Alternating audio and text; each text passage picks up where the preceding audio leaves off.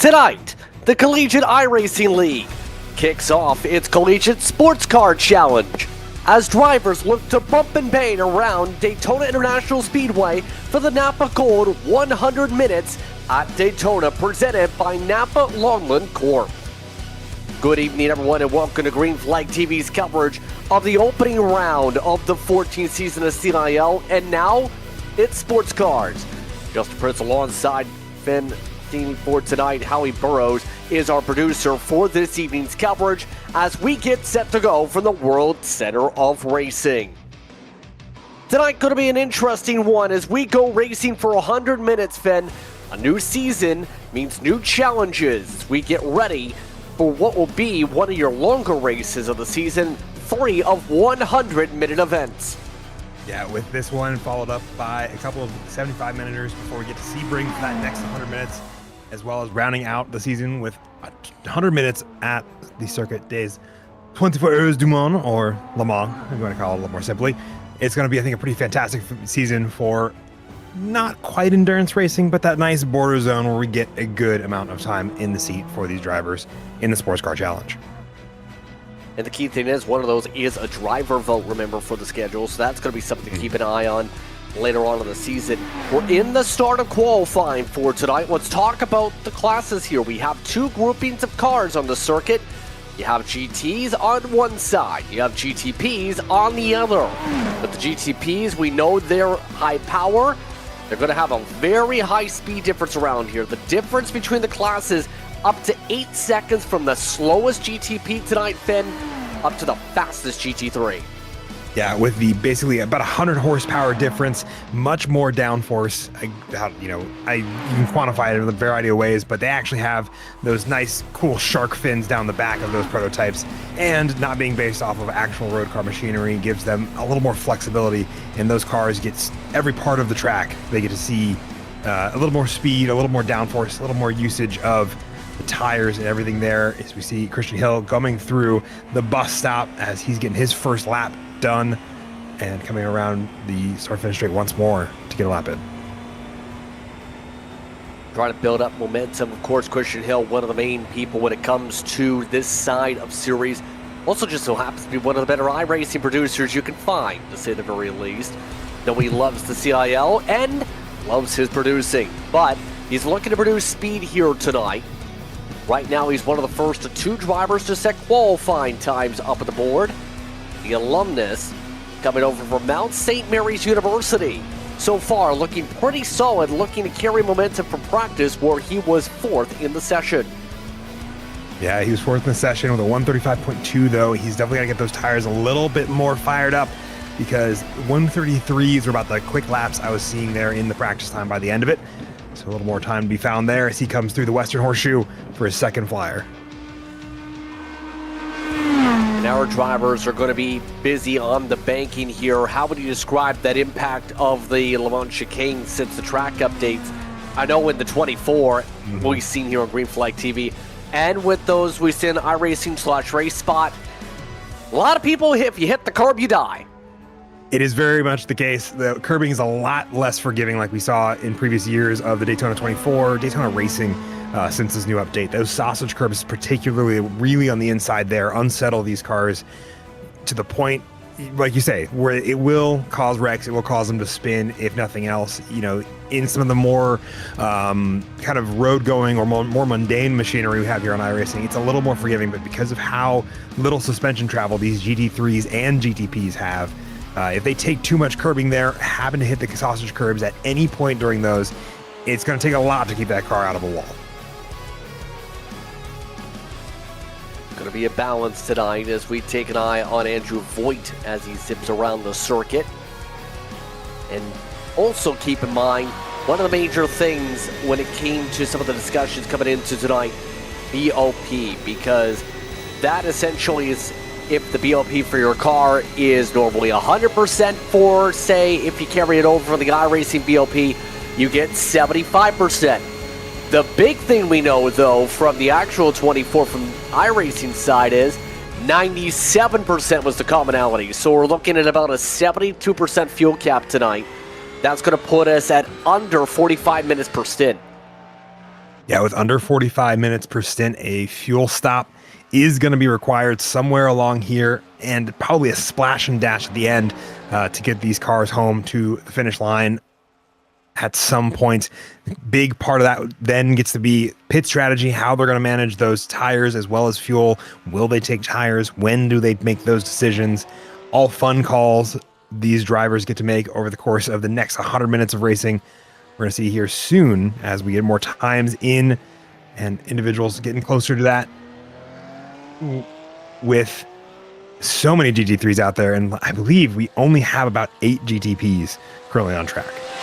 Yes, 8 GTPs, upwards of around 30 or so GT3s. How's that going to fare out in terms of the class balance, where I don't know if traffic management is going to be as big as you would think, Fen, but there is still the potential of the prototypes being a bit of a pest when you have a big cluster of GT3s together. Yeah, I would say if you are a GT3 driver, multi-class traffic is going to be thankfully very easy for you tonight. If you're a GTP driver, the inverse is true, unfortunately, where it's going to be, I think, a very big part of either making or losing time to the competitors around you in your class, and able to managing groups of GT3 cars, not individual ones, but the 2 or 3 that are also battling out for their own races in their own positions that they're trying to sort where they want to be. It'll definitely be it'll be a game of give and take, and we'll see how they all shake out and able to, work with each other in order to get to the end.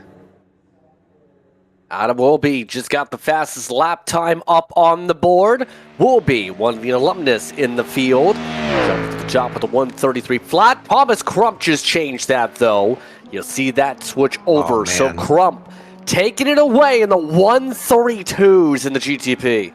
Yeah, just into that 132s with a 9.953. I think it's going to be a pretty close battle between these front 3 runners, with both Adam, Christian Hill, as well as Thomas Crump. Those 3, I believe, all going to be joining their alumni and trying to figure out where they want to be on that podium. See some of those color differences here tonight. If you're an alumnus, you see, for example, a little bit more of that reddish on the GTP side. It's the bluish more so. If you are one of the students here in the field, for reference, Crump, you were talking about, mechanical engineering alumnus from Clemson. But we're looking around at the rest of these drivers, only a few minutes to be able to get something going. Remember, they had 3 laps to set times, and a majority of the field has already set 2 of them. At this point, if you want to get to the very formidable Reese Bayham, you better be able to put up the pace in GT3. You absolutely are. We have a couple more still trying to make their laps and get them in, but with just under a minute left, if you haven't started a lap, it's probably going to be, I think, a little too late to get one in, but we have so many kind of working their way around and coming back to the start-finish line, so we'll have to see if anybody's getting close enough to reach Reese Benham's time. I get the feeling if they do, it'll be close, but I'm not sure how close it'll end up being, given the almost a second a lap time faster.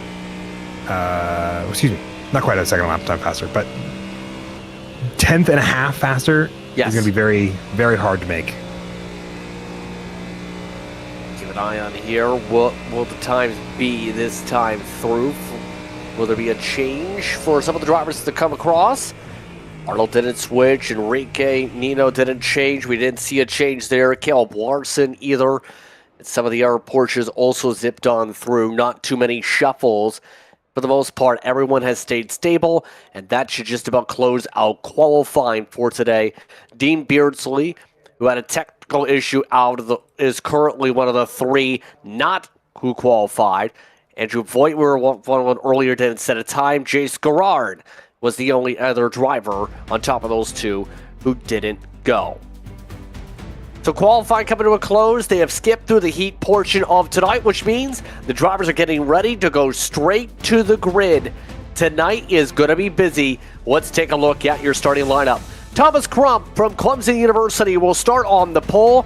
His fellow alumnus, Adam Wilby, starts off in second. Christian Hill of Mount St. Mary's University starts in the top 3 for GTP. Then you get the students. Jake Cummings from Converse University will start in 4th today. Jonathan Ocasio of the University of Kentucky is in the top 5, with the Daniel Fryman of Ball State University in the 6th spot, almost a full second off the pole. 2 more drivers in that class. Triton University's Wyatt Burton, should say, and Alex Jones of Roy's Holman Institute of Technology. With Reese Banham is going to be leading off GT3 from Auburn University. Alongside him is going to be Connor Burns from East Tennessee State University to round out that first row of the grid. Enrique Nino is going to be from Florida International University, is going to be that 3rd podium's position. Tanner Patterson, from Newberry College is going to be in 4th there. 5th is going to be Evan Main, I believe, from Minnesota State University, alongside Nate Smith from Mississippi State University. James Bowen, Caleb Lawrenson, RP Kovacs, Ryan Arnold, Matthew Monroe, Mark Durek, Edward Sanchez, as well as the rest of this field. There are so many, unfortunately. I am too slow for this. Yeah, there's very much so a lot of drivers here tonight. What are the keys to win a race like this tonight? It's going to be consistency. It's the same thing I talk about with about every other endurance style event, which this kind of is in this weird kind of amalgamous zone between a nice 40-minute sprint and a nice 2-hour enduro. It's just enough with 100 minutes to be almost a 2-hour enduro, but it's not quite because you have 20 minutes less. Consistency, good lap times, good pit strategy management, as well as traffic management, especially for these GTPs, with how many GT3s are on track here, is going to be key to being able to coming home in first place or on the podium. GT3s were told to wait until the start and finish line for their start, but we're ready just about for GTP's start. We're happy with this for tonight's coverage here on Green Flag TV. Green is out. We're underway from Daytona. And Corp already pulls himself forward as it's 2x2 behind. A little bit of grass for Ocasio in the background. All while everybody else in GT3 will make their way to the start here. Reese Bayham of Auburn University leads us to the green. Green. We're underway for the second of the classes as the rest of those drivers scatter off pit road. Yeah, you got Logan McKim, Arpet Kovacs, as well as Edward Sanchez, all coming off of pit road there to get into racing action. One of the few drivers out of GT3. We also have Alex Jones in GTP onto pit road, I believe, because of an incident here early on. A little bit of chaos already for some of them. Can't confirm Alex Jones did end up being the only driver at GTP who had a crash at the very back of the field. Did not involve anybody else, though. So we look in the banking, and some of the drivers will be already pulling ahead of Jake Cummings. And Cummings we see in a lot of different leagues on the iRacing platform here. Now, as some of the others, though, try and find their way through, this first lap's so critical to be able to establish your pack fit. Yeah, it's good to find out whether or not you can hang with the cars around you or if you need to move up and down the order. Very critical, so that way you don't lose too many early lap times and trying to establish your pace, establish the pack, as you say. Individuals you can kind of draft alongside and spend time with, and it's crucial in these opening laps. There's Wilby trying to poke to the outside for a split second. Not doing, though. Wilby going to have to remain patient here. Some of these other drivers, though, not so patient. The back there, that was Fryman trying to get himself defensive to get himself back in front of Burton. Yeah, and he's able to get that done by Burton, kind of sitting in 7th back where he started as well. The lap times, they're reflective of both of those drivers' pace, now also matching their spots they have on the track. Jonathan Ocasio, though, still holding on strong from where he is taking a place from Jake Cummins here as they get in the Western Horseshoe for the second time. Ocasio, a student in psychology, actually. And, of course, he's a big driver when it comes to the karting scene. Actually, remember that name from a certain point. Big in iRacing, big in terms of karting side, has been competitive at the national scene as a shifter karter racer in terms of the shifting classes. But some of the drivers still line up in GT3. Right now, Reese Bayham not pulling away. A little bit of chaos of note. Chase Garage just got sent in the pack on one horseshoe. The West Horseshoe is not so chaotic. Yeah, the International Horseshoe, kind of where that happening. A bit of a dive there from Jonathan Dallaire, which is where that incident kind of came through. And there is a bit of more chaos going on in the Western Horseshoe immediately after. You see that right there. Just a little bit too late of a lunge and just contact between the two as he couldn't get that car rotated enough and ended up in the sidewall there of Chase Garrard. Garrard, student from Wichita State University Tech. Don't want to forget the technical part of the university in sim education. He's in cybersecurity after all. Cybersecurity, an important part. Yeah, a lot of drivers actually into the computer sciences when it comes to the sim. Also, the same you could say for weather, actually. Both, I think, very interesting roles, but I think ones that I really translate to why these drivers, I think, enjoy sim racing fair enough. We'll see if we can look at what happened to Alex Jones. We mentioned him being the only driver of the class with a big crash. Wow. Yeah, that was ended up being a meatball flag. You see it there, just tries to avoid not running into Wyatt Burton and does, unfortunately, find himself off track as a result. And then once you're in the grass, you kind of end up being a little bit of a passenger because you hit that end instead of kind of riding along the wall of the tire barrier is why that damage front left just fall off. So Jones, the mechanical engineering student, in the barrier there as we take a look at the heart of the pack. Some drivers, as you can see though, like Roth, all ready to pit road. Some drivers with significant damage. That's one of the drivers from Auburn having some problems there. Also with Braden Walker in.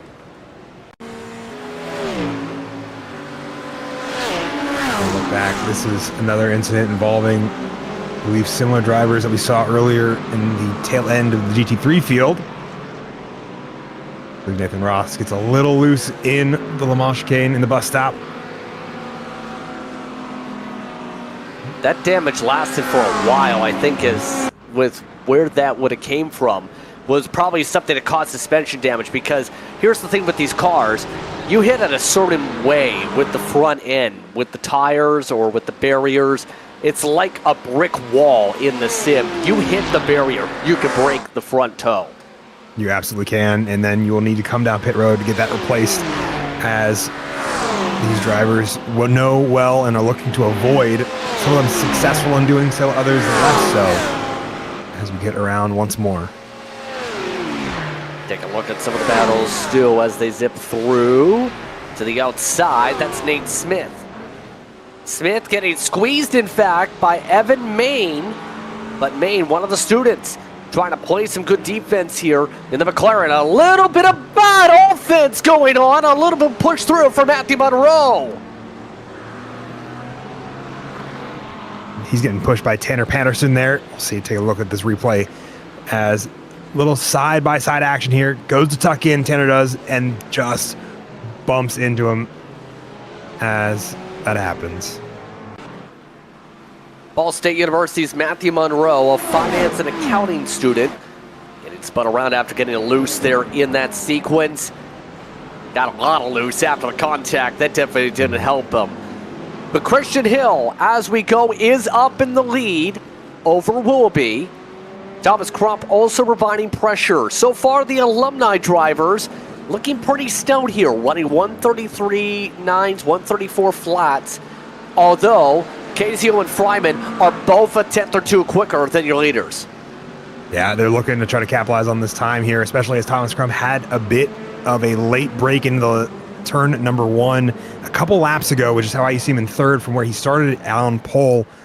And I get the feeling both Casio as well as Fryman know there's a little bit of time to be found there as they get into the first bit of multi-class traffic, and they want to see if they can get onto that podium and kind of at least take one of these alumni out off of the podium. Top three in GT3 have broken away, and they are close. You have Reese Bayham, you have Enrique Nino, who has put a lot of lizard logos over the car on top of the FIU logos. And of course, you have James Bowman also in the pack here. 3 different cars. Here's the manufacturers. That lizard with the eyeball is very menacing for the roof.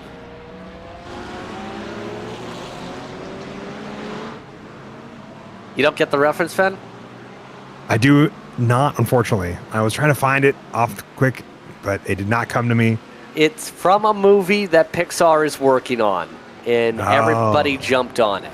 Okay, never mind. Okay, I'm following it more now. I just apparently did not get a good look at it the first few times. for that meme.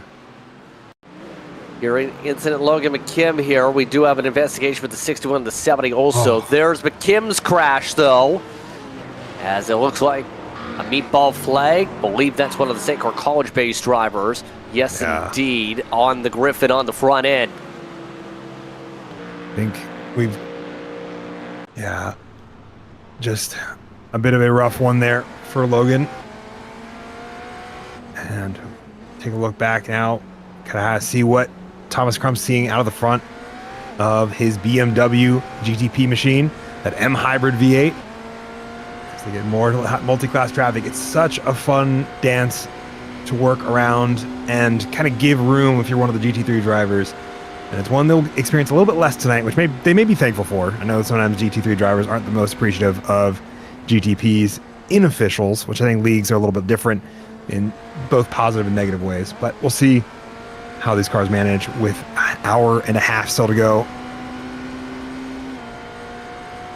It's going to be a curious game. Remember, talking about the hybrid system, that's a big part of this car here too. That driver's going to have to manage not just the fuel, but also how they use that hybrid energy. A lot of drivers just came down to GT3 this time by with more repairs. And our black flags, by the way. Tanner Patterson, Adrian Turbokovac, one of the St. Clair College drivers. A lot of people getting stacked up issues right this moment. Yeah, a couple there for, I believe, the kind of spin we saw earlier. The lead. Nino just took it.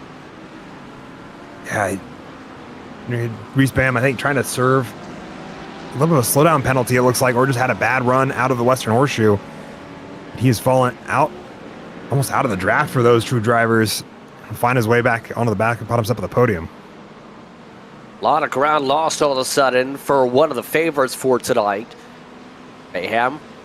And with a lot of big teams like Lowline Racing on the oval side, now going to have to make a lot of ground here. But Bowman, you can see there, went a little bit earlier in the lift and coast, saving fuel. We talked about those capacities. With the numbers tonight, you're talking about projections of pitting with under 15-20 minutes to go in the last stop, so that might be beneficial to be able to save a little bit to help you for further on your first stop, to set yourself to go further for your second stop, so to speak. Certainly, that is always the goal. However much time you can minimize to be on pit lane, and if you can save a trip entirely, that might be worth it here. But I get the feeling with how those fuel limitations are, it'll be hard ask for any of these drivers to not need to come down a second time, and so maybe minimizing how much time you spend in overall will always benefit you. Lots of traffic now. Look at Cummings stuffing on through. That gets him a little bit of a cushion over Wyatt Burton there. But Cummings doing what we've seen in multiple different leagues. Be very quick on his passes getting through here. Look at this though. Fryman getting boxed in. He's been on the charge. He's actually in front of Crump. He is picking up a lot of ground. Oh, yeah, it's such a close moment there for Thomas Crump as multi-class traffic having their own battles. It's an important thing to keep in mind here, but he's trying to find his way around. Yeah, I'd say. Oh, better wait. Oh, how about a shuffle? A little bit of chaos still. Cummings squeaks his way through. A little bit of a nervous moment if you're a GT3, but everyone survives. A lot of people saying those were some bold dives we just seen there. I would absolutely have to agree, but when you are still within 0.3 of a second of the driver in front of you after starting on pole, you still have to find your way around the drivers around you, as well as keep up and not cause problems. So it's such a, such a unique and tough call to make as a driver, whether or not to make the lunge or to try to back off and play it safe. But with these two going too wide down the start-finish stretch, I think it's one that they aren't worried about too much. Looking side by side, Crump looking to make a move once again. A retake third. Fryman playing defense. Fryman, one of the Ball State University drivers, and they have a very notable program when it comes to sports production, especially in the sports media side. They're one of the bigger schools when it comes to, if you want to get into sports producing with, say, an ESPN, an NBC Sports, anything along those lines, that's becoming one of those pipelines. Crump's lost a lot of time here, but you can pick up a lot of ground in terms of your education if you go that road with Ball State, if you want to learn to be a producer. That is definitely a thing you can do. I would have to disagree on how much time Crump has lost, however, as he still sits only 3/10 behind Nathaniel Fryman. But in terms of his abilities to find his way through Ball State University, definitely one that I think Nathaniel Fryman's doing decently well at, exploring what the other side of the road looks like. That's a bullet place. All right. Had to give it up there. Well, that's a way to take it back. There was one of the bold calls when there was an IMSO event back in 2020 during the pandemic, where it's talking Robbie Foy's going to take a nice calm, and then you see sends like that. There's an error send right there for good measure, with a BMW just so happens to be cutting on through. That's how you not take the Le Mans chicane. That's how you get a slow down. That is how you get a slow down. Andrew Gross going to have to serve that from that Texas A&M liveried machine. The university that he also keeps it going, though. You see that so often turn into something more chaotic because drivers want to keep putting in a left or right input, and that just causes those cars to lose control. Yes, indeed. He is one of the construction science majors over Texas A&M. Keep an eye on up at the front. Things have separated out a little bit. As we said, Reese lost the lead. He's lost 3 seconds now to these two. You know, doing a good job so far to be able to hold the tide here. Bowman, very content from the University of Kentucky. Very content to let the FIU driver just pull him around the racetrack. Let him sip the fuel in the Ferrari here, which we know has good speed down the straights. Yeah, Ferrari has such good high-speed fuel usage as well as straight line speed, especially you set it up right with low wing angle, which I'm sure a lot of these drivers all have to various degrees. Isn't looking too desperately to pass, though, and I have to say, like you said, just looking to fuel save there. I think it's a wise decision, especially with the likelihood of the two-stop. Especially with the way the fuel mileage is expected to go here today. As we continue on with today, quick time to remind you as we're under 90 minutes to go that today's race is brought to you in part by NAPA Longland Corp. Longland Corporation for your car, truck, SUV, and heavy-duty needs. Visit NAPA and get the NAPA know-how. Of course, sponsoring today's race to begin the season. Of course, also sponsoring some of our series competitions for 2026. For the 14th season of CIL, and that's the big thing people seem to forget here. This series has become very influential in terms of some of the college programs, because when you're not doing, say, any NASCAR, a Formula College of sorts, anything along those lines, in terms of their competitions, they're likely racing here. I get the feeling it's a great place to go racing, continue to diversify kind of the driving skills that you learn from Formula College as well as in CIL NASCAR leagues, especially when you go to tracks that also run similarly but with a little more extra parts. Probably not too hard to get familiarized, but also be able to give your team something to work in as a series. You know what I mean? Because a lot of colleges and universities have their own teams now and have provided significant backing to drivers when they go in this route, and that's become a big thing. Take, for example, one of my alumni schools. I've gone to 2 for reference. Stanford College has multiple drivers. They have a big esports center, and they're also one of the, because some of the people from their staff are big into iRacing, like Robbie Rabel Jr., you have drivers that are coming through, and we see them in this series tonight. That is fantastic stuff. I'm trying to think of what to add there. I'm struggling to find something of note. Did you have a college program you could access? I did not have a college program. I have never really gone to college. Really? So, yes. Oh, I did not know that. That is okay. Today we've learned. So it's super fun for me as a result. I get to experience kind of almost parasocially how the world of college and how much people really get attached in a very cool way. I don't mean that to disparage it at all, but get attached to the places that they've spent a lot of time and the people that they then meet through these things. And you have alumni, such as all the drivers that are either students or alumni here that are currently, just having fun, but also doing something that's going to produce either something for them, for their community in the college, in the future here throughout this league. So it's very fun to be kind of on the outside in a way and getting to experience something new as we continue to watch Thomas Crump, Nathaniel Fryman, and Jake Cummins all duke it out for this bottom step of the podium. About 5 seconds, the time they've lost amongst all this, as we see. That's going to be Ryan Arnold who got that car out of harm's way. I believe that's one of the Bryan College cars. Let's take a look at what happened here. He's one of two that actually spun in the past 40 or 50 seconds into the in and out. That car almost looked like it was tipping over in the end. It almost did. Thankfully, did not, but also kept it out of harm's way. Chose a great time to rejoin the track and kept everyone moving in the right direction. He's one of the drivers that, by the way, have competed in the eNASCAR College iRacing Series. He's a go-kart racer. A Maine from Minnesota State University. He's one of the drivers in the battle pack right now.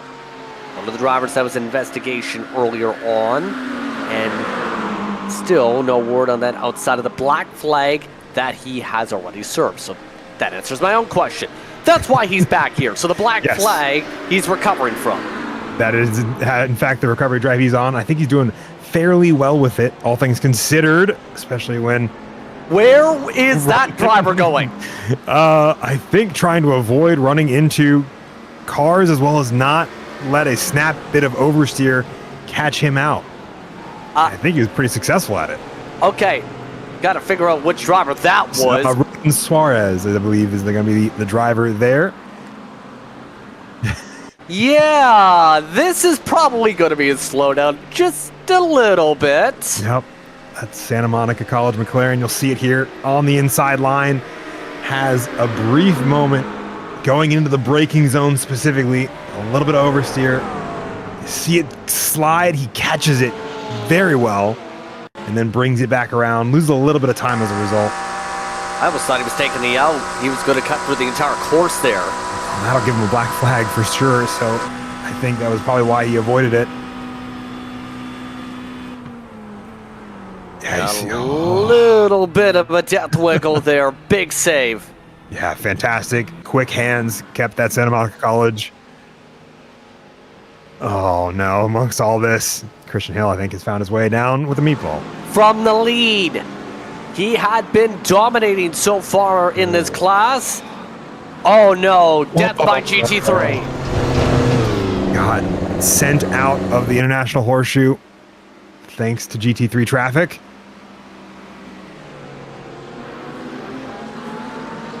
Let me see real quick. That was Jonathan Dallaire that was behind him. Jonathan Dallaire also getting a spin in that moment. Jonathan Dallaire, I think, has had a couple of moments there. One of St. Clair College's competitive Smash Brothers racers having a bit of a smashing moment here is all you can say. That is, in fact, I think what you could say with that. Yeah, spins there, and then he'll spin again, trying to get the tires fired back up as he tries to avoid another spin. Yeah. That is a little bit chaos, but look at this for the GT3 lead. Side by side into the bus stop. Through Le Mans they go. Nino plays defense. Once again, Bowman now is starting to show his hand here. We're about halfway to the run, so it looks like he's showing a bit more urgency to try and find a way ahead here. Try and get control of the lead to see if he can get a little bit of a buffer and break away. Yeah, I think that's the goal here, is try to find that little bit of pace time. Like you said, the Ferrari's so great in these fast straight line sections, and trying to leverage that into track position now, because he think he's hit a fuel margin he was looking for and is able to push.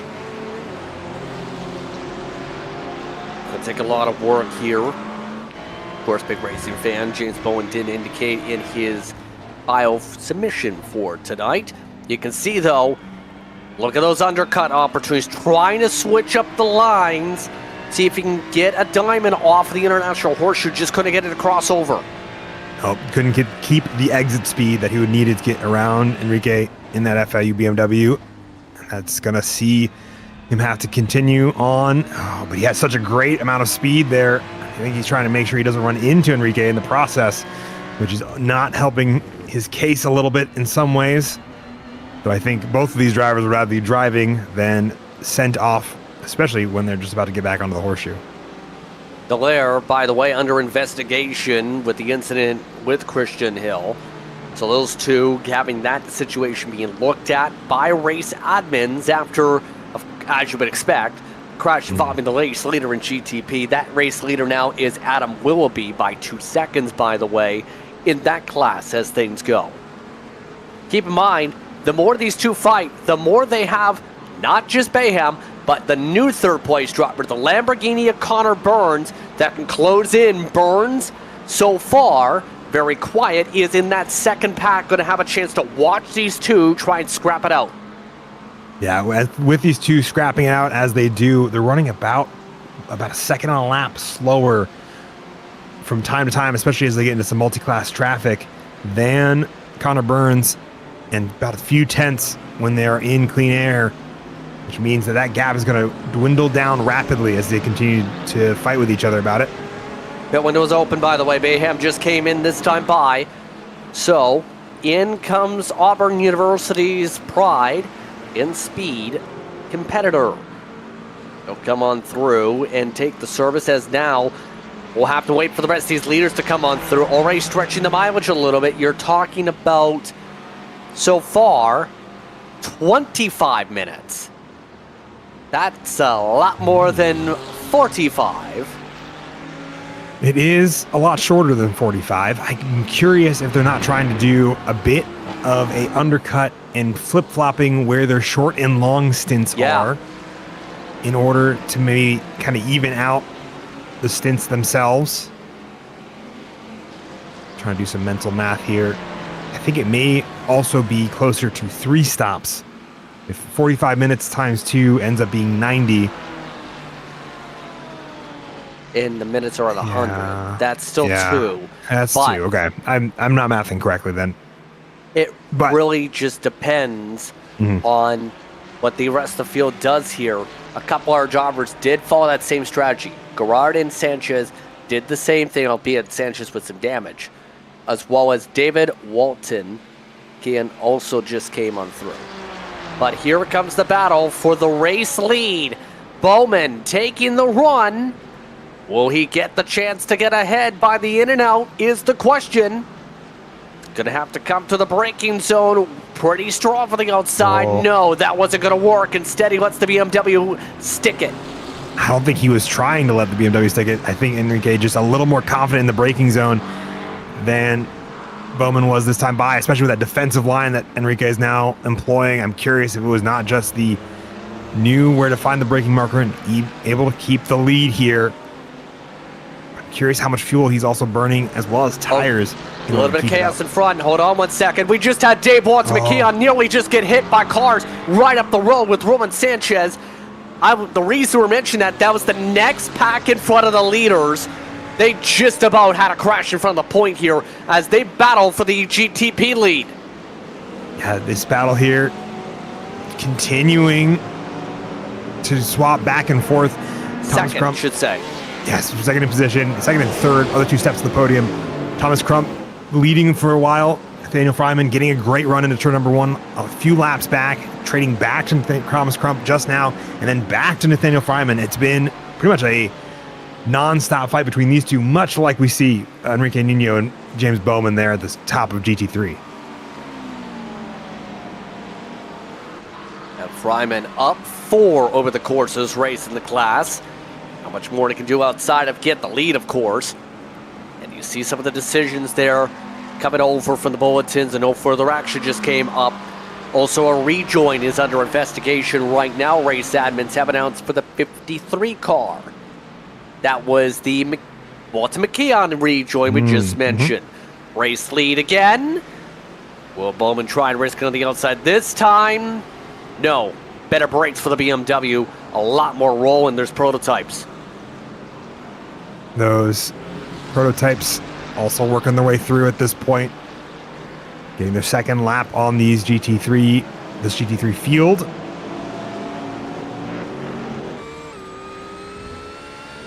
See the battles going on. Voigt trying to go on the dig. As out of the way goes traffic. Roger Primo moving out of the way. Voigt. Leave. Just keeping it smooth for now. As we take a look at the rest of the drivers as they zip around. You can see amongst all those drivers, as we kind of look out this front windshield, the multi-class traffic of all of Nathaniel Fryman, Thomas Crump, Jake Cummings, all trying to navigate the GT3 field, both racing for the lead positions as well as lap traffic. It's a bit of chaos out there. Oh, contact in front. Rowan Sanchez just got in a ping pong with the leader. Enrique Nino has got in contact. Nino is furious as he cuts the course. He has a broken wheel. Yeah, he goes for the look, and that's... Yeah, take a look back here, because this is going to be a little bit unfortunate. And it's going to be the McLaren right in front of him. It's going to be Ronan Suarez. Makes the look, try to avoid the GTP, and collides with Enrique Nino. The Suarez Creations owner having a disastrous sequence, and the leader gets collected from the ping pong. Quite simply, traffic management is everything. And Suarez definitely tell you after he swerved to make sure he didn't block in the prototype, did not have a straight line. Angle into the car.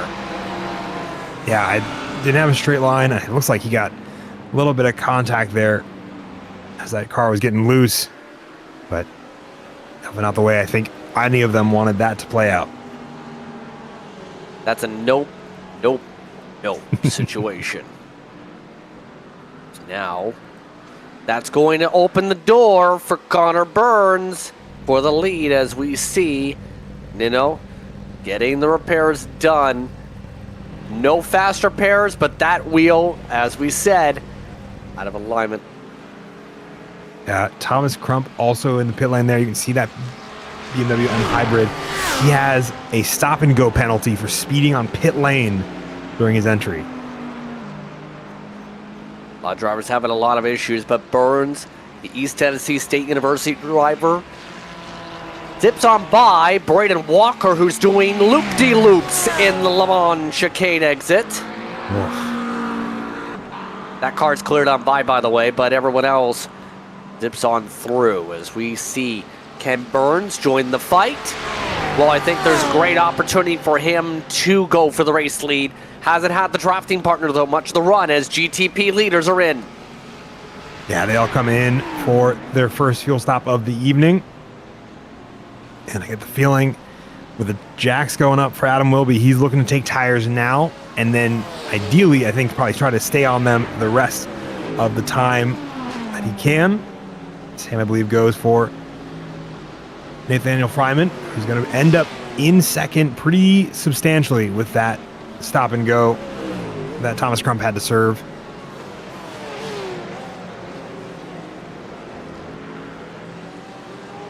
Yep, off and away they go. 31 seconds should be the expected time for those drivers.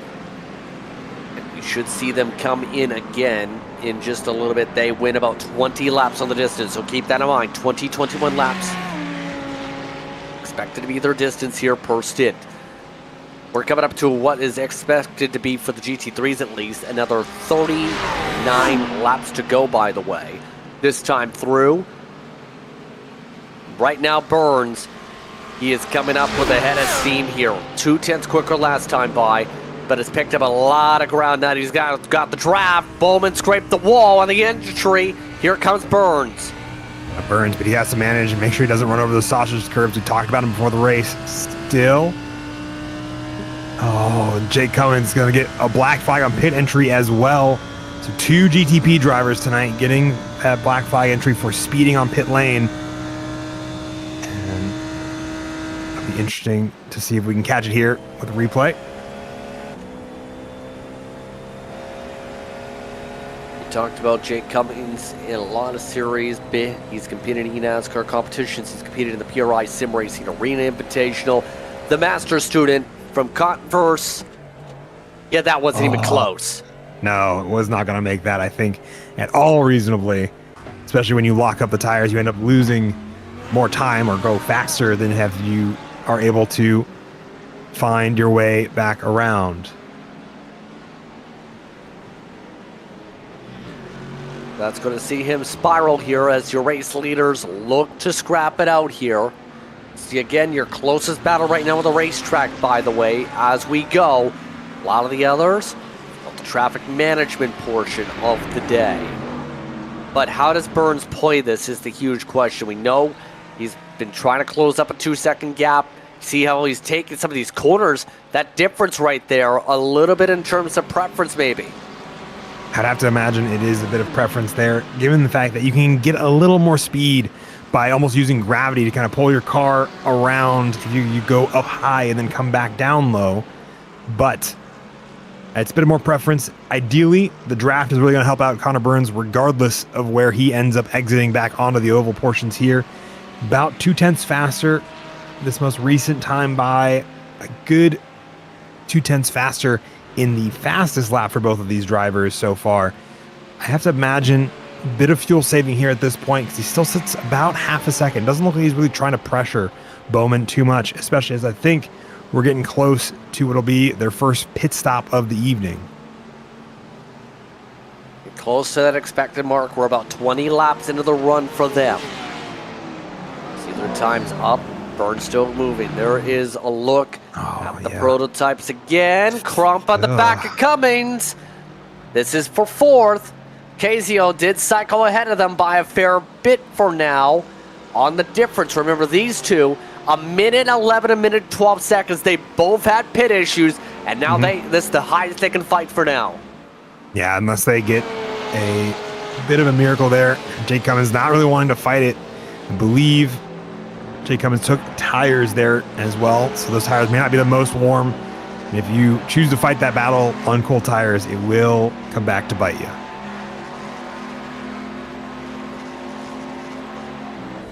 So we'll see where the charge comes as some of the drivers like Edward Sanchez from the Innit Esports machine comes on through. Now, the big thing will be for these drivers, it's about establishing points, right, for the championship. You've got to be able to establish a strong start to a season. Not too many cars in the class, as we were talking about. It's a very hard to drive car after all. But so far, you're talking about what's better, bottom half of the order to start the season or top half? Yeah. Adam Grouse here had a bit of a moment here coming back onto the oval. It catches a lot of GT drivers out. Can also catch out hypercar drivers or GTP drivers. Just enough to get that car over-rotated. He'll get that car going back the right direction again in that Texas A&M liveried machine. By the way, leaders are pitting for GT3 because Connor Burns just came down. As expected, Bowman did go further by a lap so far on their stint. So the leaders are working their way on through, 4 stops as we work our way through to what is expected to be a pit party for those who didn't already elect to take the early stop. And we know how important that entry is going to be for some of those drivers. Caleb Larson, Nate Smith looking to battle it out on track here. Now they're going to be duking it out for position. Oh, hold on. What was that? That was Braden Walker again. Yeah, Braden Walker, I think, getting another rotation. Just a little bit too much of a spin in turn number 1. And that battle, I think, coming to a rapid close as Caleb Larson finds his way outside of the West Horseshoe. Just too much rotation. Now here. Yep, and now one of the Minnesota State University drivers here. And yeah, that car just did not make the rotation needed. Yeah, just a little bit too much speed, a little bit too much of inputs on the tires, and that's usually, especially in these GT3 machines, that's usually what the cause is for those slides we see, is that it's just trying to ask too much of the car all at once, and that is all it will take, and then you will be riding along as it goes sliding off into wherever you didn't want it to go. So Arnold, we're back to him from Bryan College, looking to try and sort himself out. This is not, well, this is technically for position because Lee Winters has yet to make a stop, but they're on the same amount of time just about on the stint here. So they both are about 20-minute laps or so through their stint markers this time through, but Arnold has at least had to come down once in this race for one reason or another here. I'm getting the feeling, based on it was a lap 1 pit entry, as we see the main part of GT3 coming into pit lane. Evan Main, I think, got to be one of the few that stay out and get even a extra lap beyond that in. But I get the feeling he had the session disqualification just heard. Take a look here. Chase Garrard. How'd he manage that? There is a 21 incident count limit here for this session to start the season, and someone's hit it. Yeah, so it is. He had that drive-through, and then that is going to be a 2x loss of control is what it'll be classified there, and that'll. As we take a look at Monroe, where he has a wreck. This is shortly after, I believe, his pit cycle, and cold tires, I'm going to guess, caught him out. And that'll clatter him into the wall there. No tire barriers to soften that blow. So that suspension likely done for the time being. Yep, as we go, here's the interesting thing. Guess who cycled to the net lead? Connor Burns with the 1 lap undercut. Had a faster stop by a few tenths over Bowman. And with his entry exit, he's been able to take what is now the class lead once Main comes in. So Connor Burns is up front for the net point. Yeah, it's going to be interesting to see if Connor Burns can maintain this lead now that James Bowman gets the draft again. We saw how powerful that was for Bowman when he was behind Enrique Nino. And I would have to imagine it's going to be something that benefits him. That top end speed, what we talked about for the Ferrari. As I believe we see a penalty there for Suarez. Yep. And that's that contact as you were just referring to for that situation. Obvious. Oh no! Bowman spins it! Cold tires catching even the front drivers of the field. Reese Banham get around as a result. Keeps out of the wall, notably, which would be great for him because that means he doesn't have to come down for any repairs. He just has to pick up the pieces of his pride and kind of the flow he was in and try to rebuild it. Disaster, disaster, disaster again. As here's Jonathan Dallaire. He's trying to hug the inside groove here. One of the drivers behind him is Mark Turek. Turek, one of the Pennsylvania College of Technology drivers, an engineering design technology major. Can make his way through. Here's the problem. Adam Wilby wants to get through. So this battle will have to cool off for a second. There's a squeeze. Gets it done, though.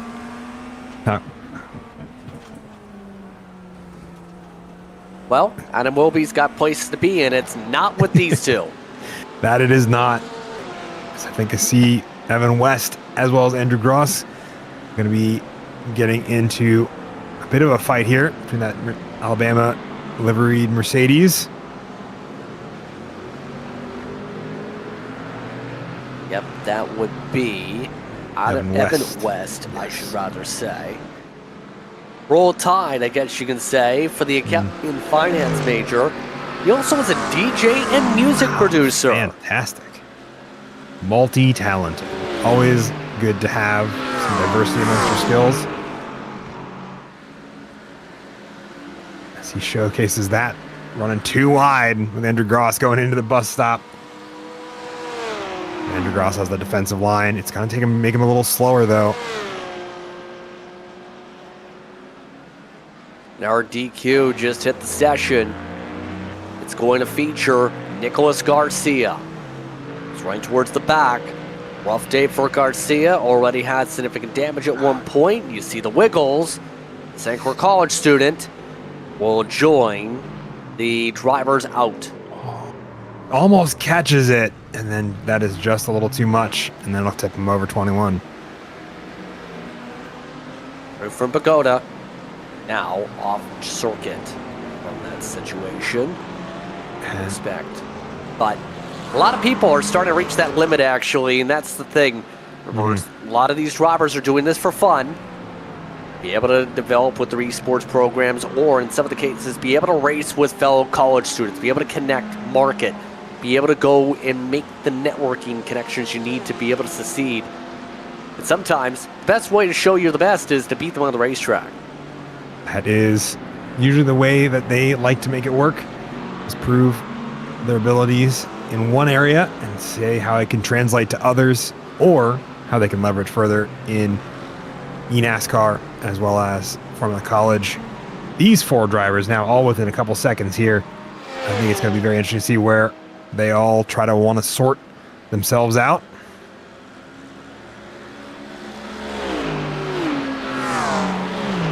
So as we get ourselves cycled on through, we'll take a quick 30-second step aside.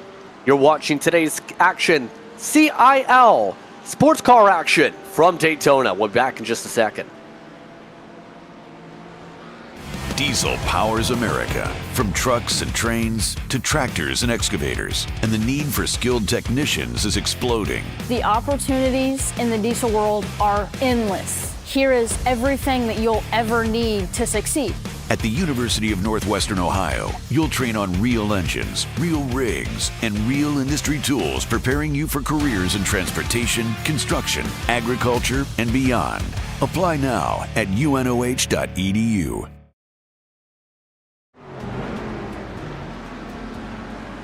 We continue on with today's action. Today's CIL Racing is brought to you by NAPA Longland Corp. Longland Corporation, for your car, truck, SUV, and heavy-duty needs. Visit NAPA and get the NAPA know-how. And by UNOH. Looking to land a career in racing? Begin your education at the university that started it all. UNOH works with some of the nation's premier race teams and gives students the hands-on experience needed to launch their careers. Turn your passion into a career at www.unoh.edu. Racing in full swing as we're under 54 minutes to go. 53 minutes coming up, even just about. Justin Prince finishing for today. Howie Burrows is our producer today as we continue on with the opening of the Sports Car Series action. Let's take a look at some issues here as Brenton Lyman trying to work his way on his own. Already picked up some damage. He's been solid in my experiences on the oval side, Finn.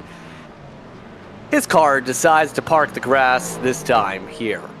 Yeah, I get the feeling he had a little bit of damage there, and rather than try to work that car back around and see if he can keep it all together without it falling apart further, just gets a tow, which will make sure he gets it back without causing any more issues with somebody else's race. Evan Main looking for the move here on Andrew Gross going into turn number one. Once again, having the outside line, though, it might be hard for him to get it done. through as well, going Jake Cummins in that GTP, which of course makes it just a little bit more exciting. Evan Main, one of the aviation students, trying to make sure his car doesn't turn into an airplane. Just about rums his way on the curbing there. Shuffles his way back behind Gross as Main is very loose in the Minnesota State University machine. I mean, Main does consider himself basically a maverick, he said. So he is trying to fly. I'm excited to see if he performs a classic Bathurst jump at some point over the course of the season. We don't go to Bathurst, so I can't say that for certain. I mean, you can try the different tracks. It's going to be hard. But because having a decent run some of the battles here, Lee Winters, he's actually catching up to Caleb Larson. Now, right now, Winters, he's one of the Lamborghinis. He's from Vincennes University. Looking to push to try and close up this gap here. The Lambos have seemed to have some good zoom. The information technology student looking for information on what he can do next. That is going to be the plan here. Catching up to Caleb Larson, getting lap times in about half a second to a second faster in some aspects. I get the feeling these drivers here looking to see where they can make up time from earlier incidents.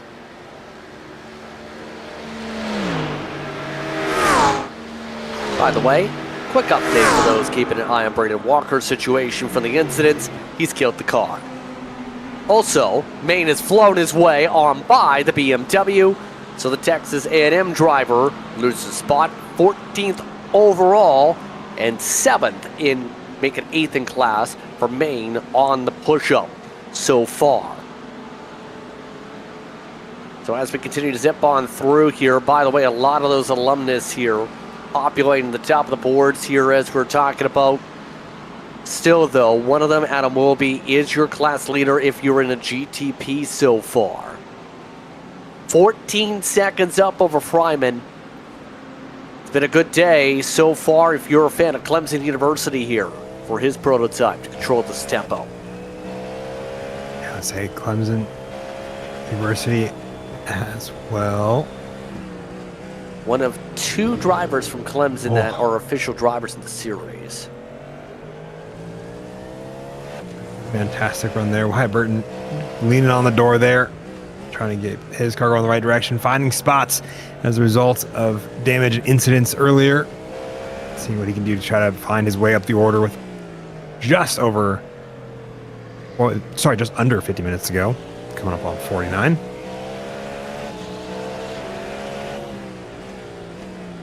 Oh, hearing that Nuno has had more issues. We also can confirm Caleb Larson just had a crash as well again.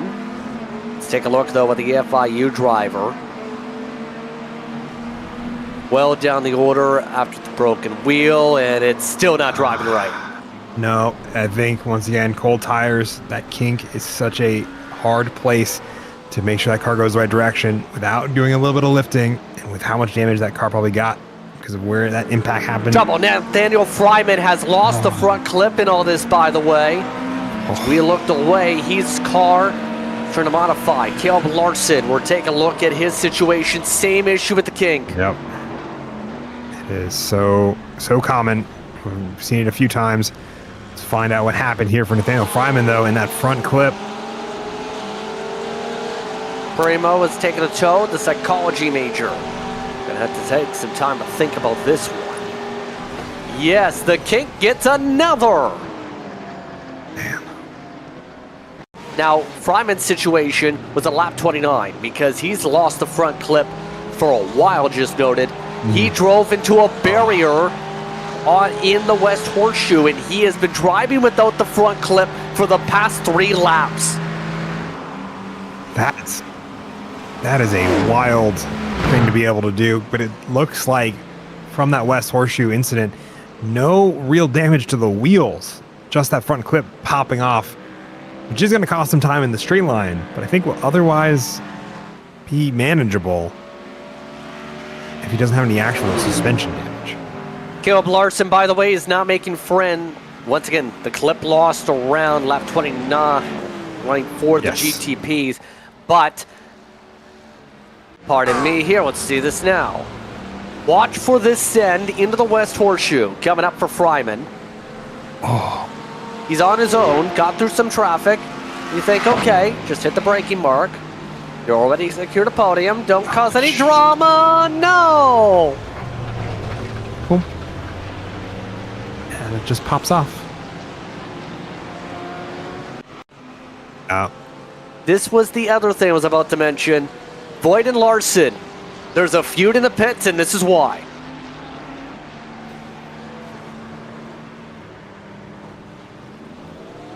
The Penn State University finance and accounting student was not happy over that fin. Absolutely not. You saw Caleb Larson there for just the briefest of moments as we're we're going to take a look at Larson and where he gets involved in this. Just a little bit of a spin on his own initially, keeps it out of the tire barrier, but gets run into with Andrew Voigt with the briefest of moments, as well as, I believe, it's going to be Arpat Kovacs. Yes, we haven't even said that name all day. He has been having a pretty quiet run up until that incident. The John Brown University student, mechanical engineering major, is now in the pit lane with all the cars damaged. By the way, Reese Bayham, he's staying in front of Bowman.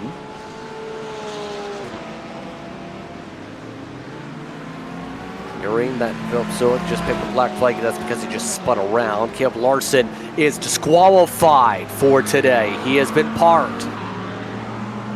Yeah, with that unsafe rejoin, I would say not in. That unsafe rejoin.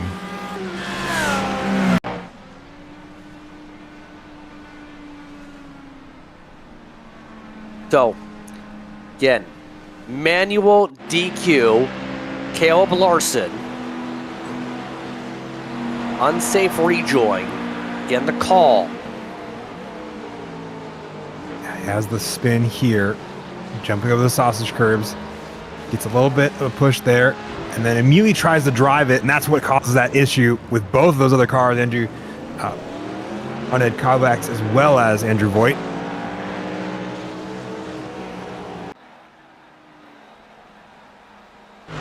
So, with the driver zipping on through, dramas are rising.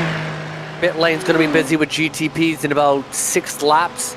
Reese Bayham in second. 6 seconds back of Connor Burns, but is holding his own in front of Bowman because of Bowman's spin. And he's looking pretty solid here, one of the alumnus. Able to keep up the momentum here. I think, again, having that early pit stop, going for an alternate pit strategy, not a bad idea. Curious to see how that Auburn Engineering Porsche ends up after the second pit cycle for all these drivers. He's going to have to come in earlier than the rest of the GT3 field for the second time as well. I'm curious if that pit stop will be shorter or longer with the early pit stop that he took at the beginning of the race. But he's also, keep in mind, a very smart competitor because talked about some of his iRacing accolades. Reese also is actually an applied vehicle dynamics engineer over with GM's effort for Formula One. Fantastic. So that takes a lot of smarts in the case of Reese to be able to go racing and be able to compete with a brand new F1 team. I'm excited to see how those drivers all shake down. I'm excited to see how Reese's efforts also aid in that.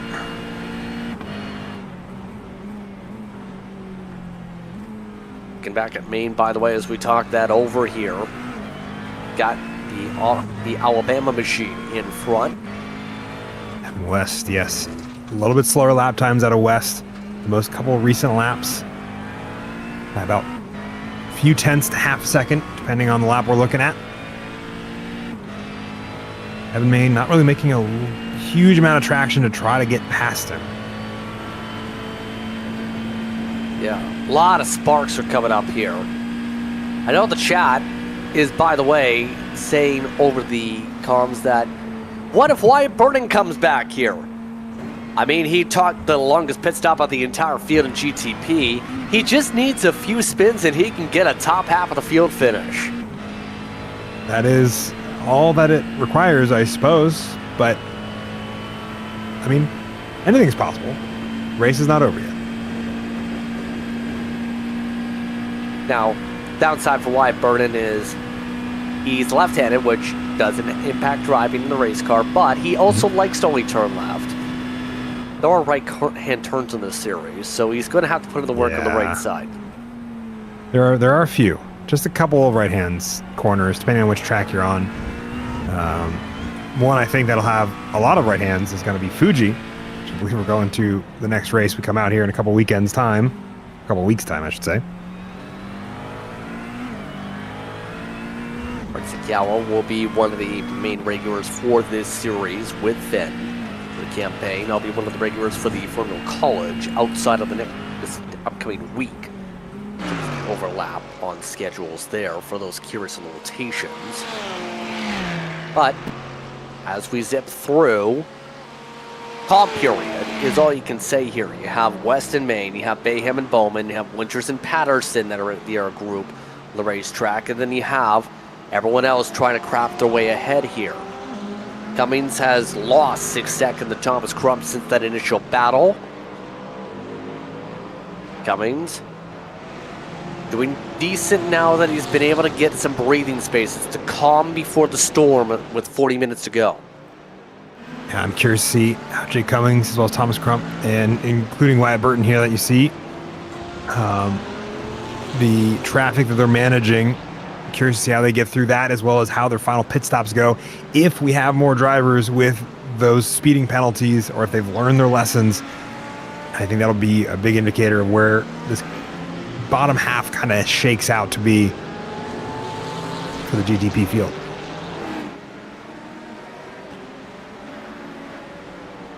Yeah, see some technical issues there for Maine in his fight for the time being. And so far, the Mercedes, okay-ish, I guess you could say. How do you feel about how the Mercedes have done here today? I know not too many of them here in the field, don't think. Not too many. Mercedes, I always have a soft spot in terms of car manufacturers for Mercedes in iRacing. That's because I did a lot of my early endurance racing with a Mercedes car. So they've been able to hold on to their own. I mean, it always sounds beautiful, that V8. One of the few V8s in the GT3 field in terms of manufacturers. It's always one of my favorites to listen to.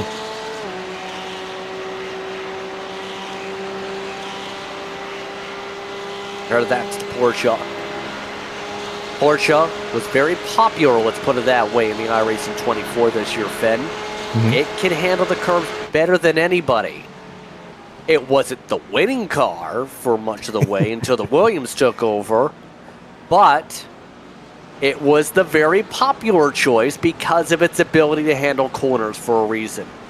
Yeah, we saw a lot of those in the iRacing 24 across a lot of the splits for its stability, which is really, I think, what a lot of drivers want more than anything else when you're driving for 24 hours across about 3 or so miles of track.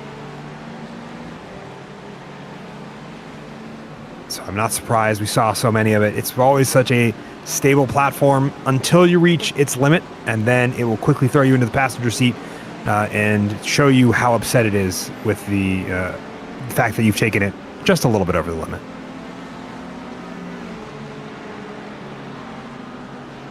They are coming up to lap traffic, by the way, this battle, you were saying? I just saw James Bowman have a bit of a slide there coming back onto the oval. That was my kind of vocalization I saw there, because I almost saw him spin that car around, caught it before it became a true spin, but that's going to cost him the half a second he now has between himself and Reese Banham that he had just been working down.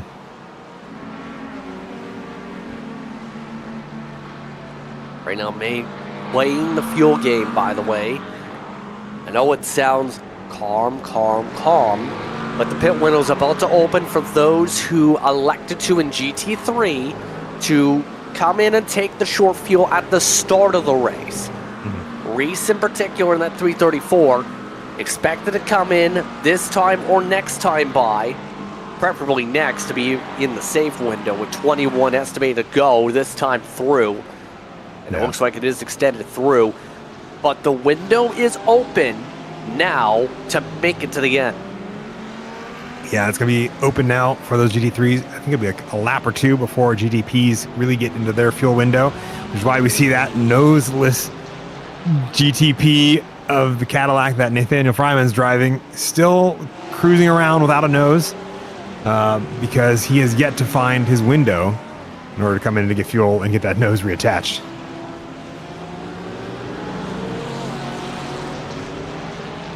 We're seeing a lot of these drivers outside of the front clip blue lost driver of Fryman keep their cars pretty clean here now that things have separated away. I'm surprised Fryman's doing what he's been doing. He's actually faster than the leader without the clip. Maybe it's the weight savings of missing the front clip. And again, if you don't really have any actual tire damage on that front and you lose a little bit of downforce on the wheels, you can compensate that by taking the bus stop, some of these faster corners a little bit slower. It could also be something that his simulation has stated, that's not a problem, and I have no issues with downforce. Pit window for GTP just opened up, and what will likely be their final stops of the race. Will B's coming in, Thomas Crump is in. So those drivers will take their service. They are at what is going to be a little bit close in terms of stretch, actually, because they have to burn an extra couple laps. That might actually be a little bit more tougher than we potentially think here. That might be a borderline top up at the end. Fryman is estimated coming up to 22 to go this time by. And is now leading without a nose. Yes. So I get the feeling we'll see him come in pretty soon since we saw Adam Wilby make his entrance. Like you said, it's going to be a tight fuel margin for these drivers, I think. Unless they've really been doing some fuel saving in this middle stint here, which is very possible given the kind of distance they have between each other.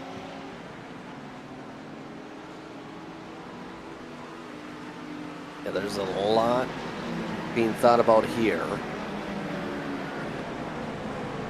Main finally making the pass, yes. To get through, and now gets himself up to a race-high 6th, +2. Reese Bayham, also pit. He's going to cycle right behind and alongside them, in fact. Yeah, able to kind of slide in behind Evan West, not really trying to push too hard here. Jonathan Dallaire right in front of these two drivers, or really these three drivers now, excuse me. And that's going to be lap traffic for them. So it's going to be a little bit interesting trying to get that car sorted out where they aren't losing too much time behind it. Especially with that car being as wide as it's seeming to be.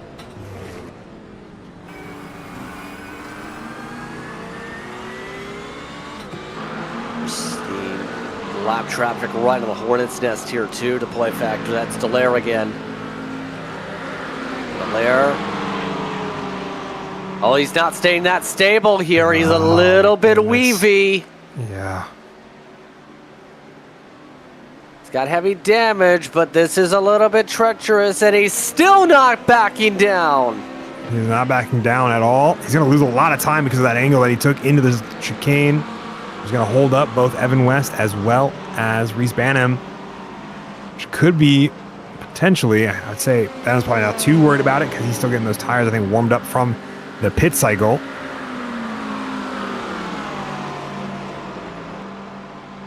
By the way, Fryman's in, Kezio is in.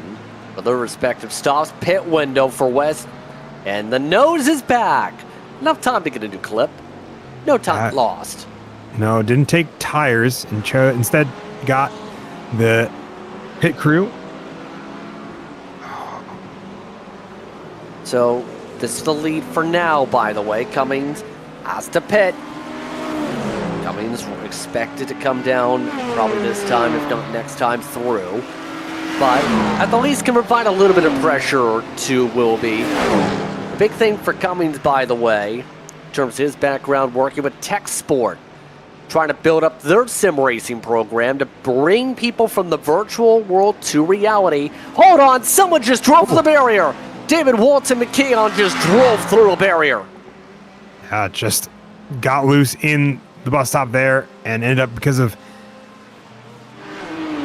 Well, the Fanshawe College Falcon, the aviation maintenance and technology student, he's already been having a rough day today. He just hit the hood so hard, the engine's warping through the hood right now.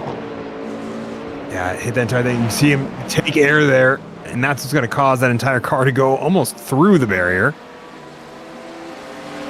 I'm surprised it didn't move there because I've seen clips of that barrier moving. I have as well. I wonder if it was just the way it impacted and the way that physics resolved itself. It said, yeah, the car would go this way, and the barrier wouldn't necessarily do it. Hearing something may have happened to Fryman. He's 29 seconds back now. He's missing his rear. Apologize. He's missing his rear clip this time, and that's because we'll see it here in just a second as he's going into the bus stop. So loose here, right there, bouncing over the sausage curbs.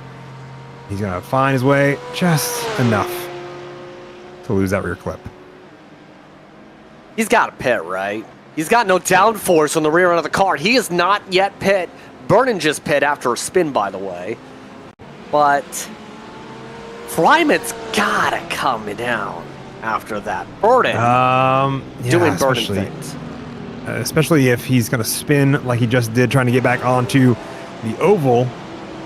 I get the feeling it would make the most sense.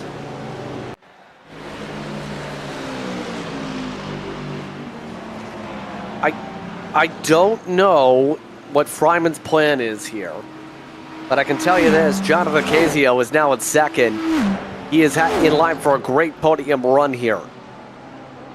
Yeah, Ocasio can keep the momentum, which he's able to do so, pretty much gathering it up. Oh no, not again. I mean, that's a rough spot to be in. That shouldn't be a surprise with the downforce, wouldn't you say? No, I wouldn't be surprised there either. Still, I would say not taking into consideration that and maybe giving yourself a little bit more room to work through it. Maybe he doesn't know. I'd say it's also possible that he thinks he's just driving around without issue.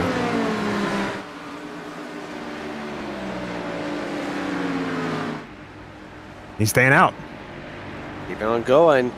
I don't know how long he's going to last, but Thomas Crump is 5 seconds back. Yeah, I'd say with Thomas Crump only 5 seconds back. No rear clip there. I get the feeling he may or may not be sacrificing the podium one way or another.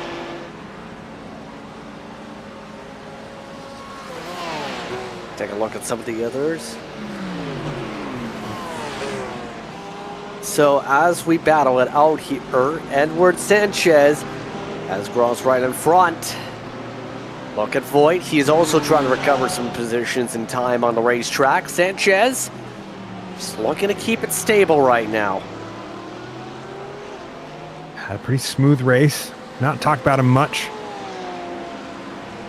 Has had the ability to capitalize on a lot of that now.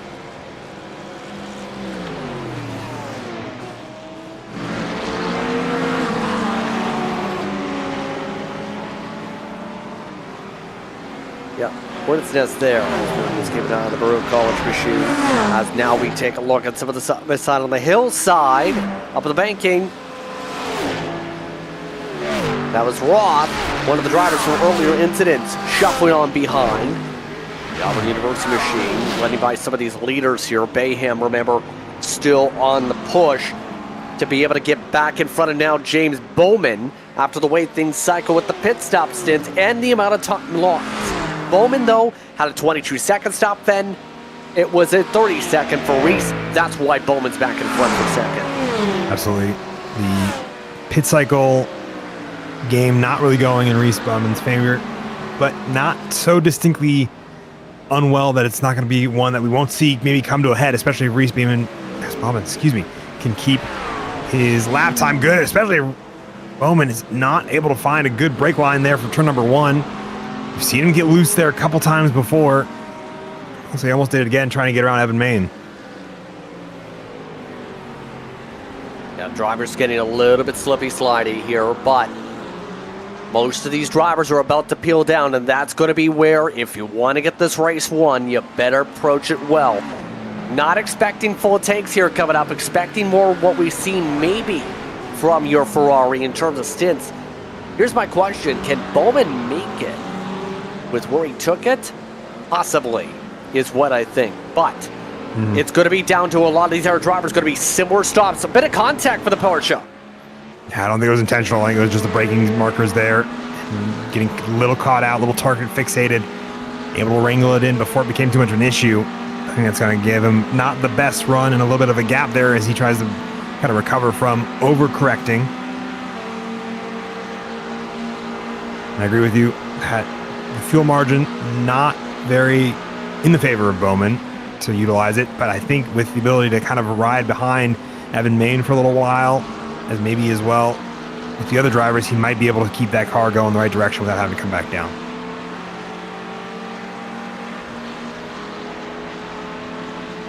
Yes, they're definitely in line here in the late stages.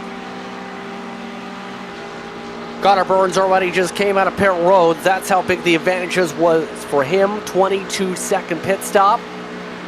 Nathaniel Fryman did just pit an extra time for the broken wing, so had to come down eventually, and did. Bowman just hit the back end of lap traffic in Main, and there goes Bayham. Yeah, Bayham's on his way through, gets around both Main and Bowman. Main also having a spin there just shortly after. Now trying to get that car turned back around the right direction. Gonna lose some time there. We're right on board. We're going to see this replay of the incident there. Bowman late on the brakes, later than he expected, and earlier than Evan Main was. And that is how that spin happened there for him. But he just over-rotates amongst that and makes friends with the wall. Reese Banham keeping great heads-up driving awareness there, as well as some lap traffic. And Bowman almost running into him a second time as he tries to rejoin.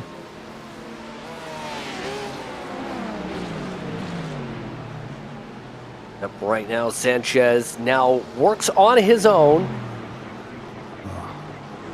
Here in black flag for Sanchez, picked up. Now, this is where the off-track part comes in again. 17 is where you get the black flag threshold. We remember Sanchez has spun around a couple times today. Yeah, a couple of kind of easy off-tracks here that you can collect over time.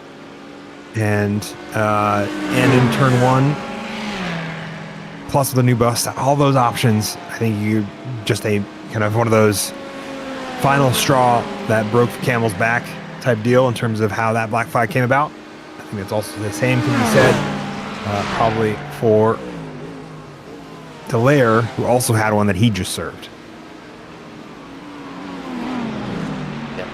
So much to keep an eye on as we come up late. We might see a lot more drivers reaching those incidents. See some of the drivers squirt their way through. That's going to be Willoughby, who will have to squirt his way past those drivers in a second. That goes Bowman, DeBear, Roth, Winters, all clustered together. All but one are for position towards the battles right now in terms of the GT3 class. Groups of fighting going on here. Recovery drives for a lot of them. And amongst all that, Adam Willoughby trying to keep that car going the right direction, but he's going to spin and collect Nathaniel Roth, who is also going to collect Nolan Thilbert. Let's take a look at this from above here. That was sloppy for the leader. That might be trouble. Late into the apex, and I think that Corvette just also isn't quite sure where that car is or isn't. And then Nolan, unfortunately, a bystander on that one that happens to collect that and lose his front bumper. Well, DeBear continues the streak of drivers from Sacred College having horrific luck here tonight.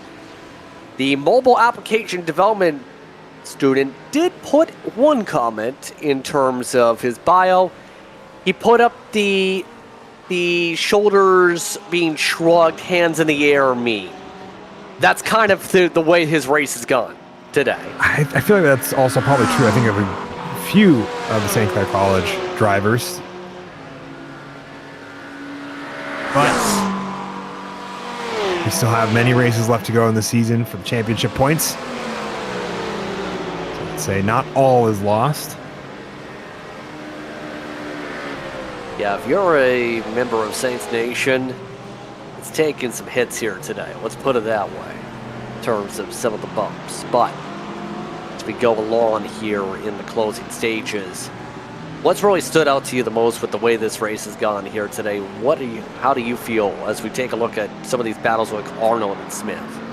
As we're kind of following along with some of the other battles that are still trying to get themselves sorted out, it's been a fantastic launch into this season of the Sports Car Challenge.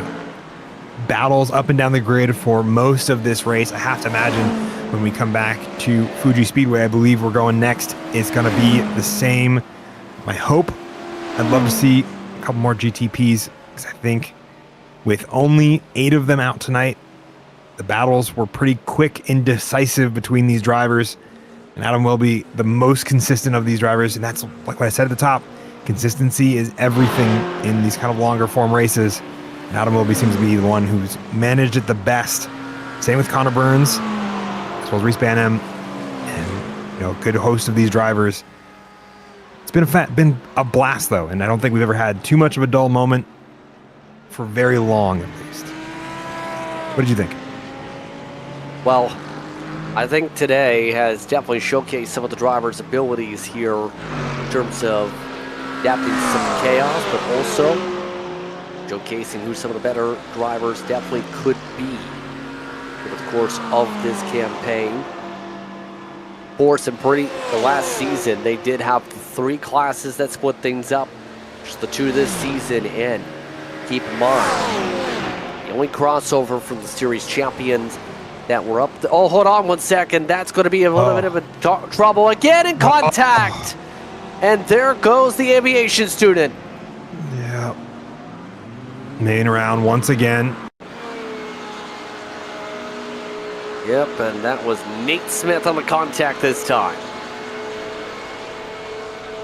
A bit of a heartbreaker there. Had ended up wide into that corner to begin with. And light brakes from Nate Smith. And I think they just kind of came together, both looking for that racing line. Nate Smith said on the radio, or at least asked, did you run out of fuel? That's how much he was surprised on the speed difference. So the Mississippi State University student had troubles there with the speed differences between cars. Nothing doing yet or hearing with Wilby. No further action. So nothing for Wilby in terms of penalties, but he is dealing with damage. 33-second cushion. Less than 20 minutes to go, though. Yeah, I have to keep an eye on it. About half a second slower this most recent time by between himself and Jonathan Ocasio. I get the feeling, Ocasio, excuse me. I get the feeling unless something worse happens than what he's already experienced, he will have a pretty smooth ride. Oh. Yeah, you can see just at this point, it's the matter of keeping the car together. Hearing that Connor Burns may have just had a scare on the radio, by the way. Edward Sanchez just gave him a jump scare, I think, or along those lines, because he was just spinning in the grass. Trevor Kolbach also had a scream on the radio from that. Yeah, you'll see that where that car is almost coming back onto the track. It looks like Edward Sanchez got a little bit loose trying to let Adam Willoughby by just before Connor Burns came on site, and that's where he sees Edward Sanchez off in the graphs there. The political science student not having a fun time here tonight. Definitely not the easiest of starts. Has to take the wide line there and clips a little bit of the grass. That's what sends that car into the wall.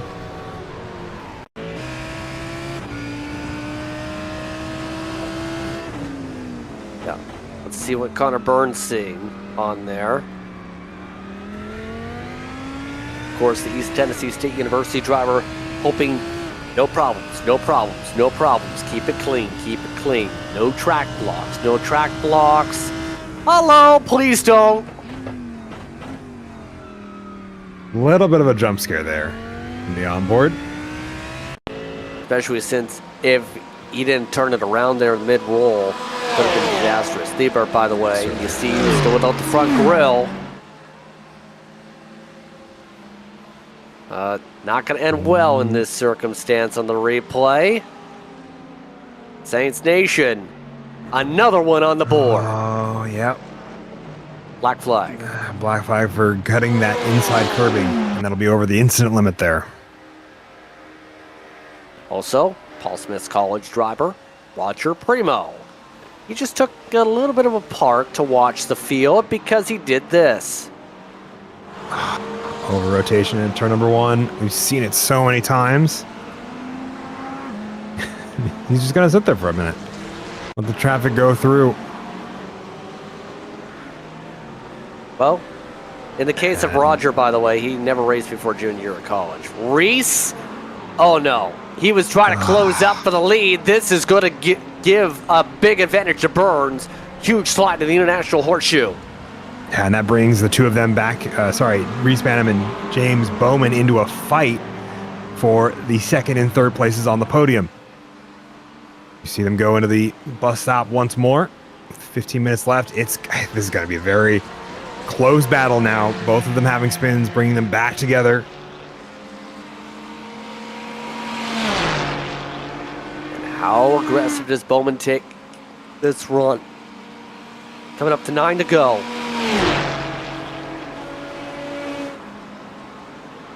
Here comes the side-by-side. Bowman gets the boost. Can he get the pass done to complete it? No. There's the pullback for the Porsche. And here comes Bayham on the brakes. Side-by-side in the in and out. The Auburn University driver, the alumnus, to the spot once again. Yeah, he's definitely holding on to that, picking the inside line, choosing the defensive lines carefully. Thomas Crum joining these two. And I got to imagine Bowman's waiting for that opportunity. He's also being very careful in that braking zone. That's why we saw him lift out a little earlier. He wants to keep that car at least on the podium. You can tell with Bowman, though, trying to find a way anyway to get the overlap to develop as quick as possible here to set something up to try and get one more spot better in these points to start off the season. After all, looking through some of the drivers, various rankings earlier on this year's last season, was Robert Keisel Jr. from FIU. They pick up that championship, 75 points to Nino's 169. With the championship contender and Nino having issues today, championship could be wide open to start the season. That'll have to be an interesting way to develop. It'll be fun to see how these drivers also stack up when we get into Fuji a couple weeks' time and how they're able to build on their opening positions. First, we have to get through 13 minutes of racing. I get the feeling it'll be 13 minutes of us watching these two duke it out until the checkered flag. This is your closest battle. In fact, the battle box on the racetrack, by the way. Majority of the field separate out by more than a second apiece here. It's a wide line for Reese. Didn't get the brake mark to work as well this time after the initial set inside last time. Bowman trying to send it a little bit more on the roll, but it's not working on the exit. Reese went defensive throughout the first horseshoe. I get the feeling we'll see something similar into the second. And that's what's really been keeping Bowman at bay, is how much Reese has been fighting these inside slow corners. The spot where Bowman wants to find a way around because he has the straight line speed to get away once he's going. He can't get around initially, and he has to wait for the draft to pull him back up.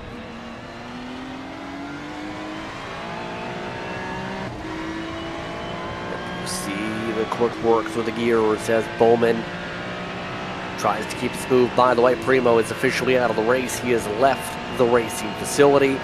His way out of the tunnel. So that will join what is the DNF list of double-digit drivers to start off the season. We still have 27 cars in the field. Logan McKim is the last of those cars still in the pack, by the way. Fair amount of attrition to start off the season. Yeah, it's I think to be expected for the first race of the season, and especially with kind of the high stakes, I wouldn't say the high stakes nature, but the way this race is developed, I would not be surprised. My hope, and what I'm excited to see, is how many of these drivers come back next time we're out. As James Bowman looks around the outside, does not get it done, unfortunately. Nothing doing this time. He tries to sort out the lines. Coming up to 11 minutes through to be able to battle it out. Keep in mind, you have less than 6 chances. So you have 5 realistically here.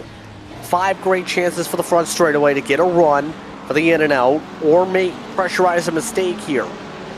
So what can you do outside of just trying to see if the outside braking line work?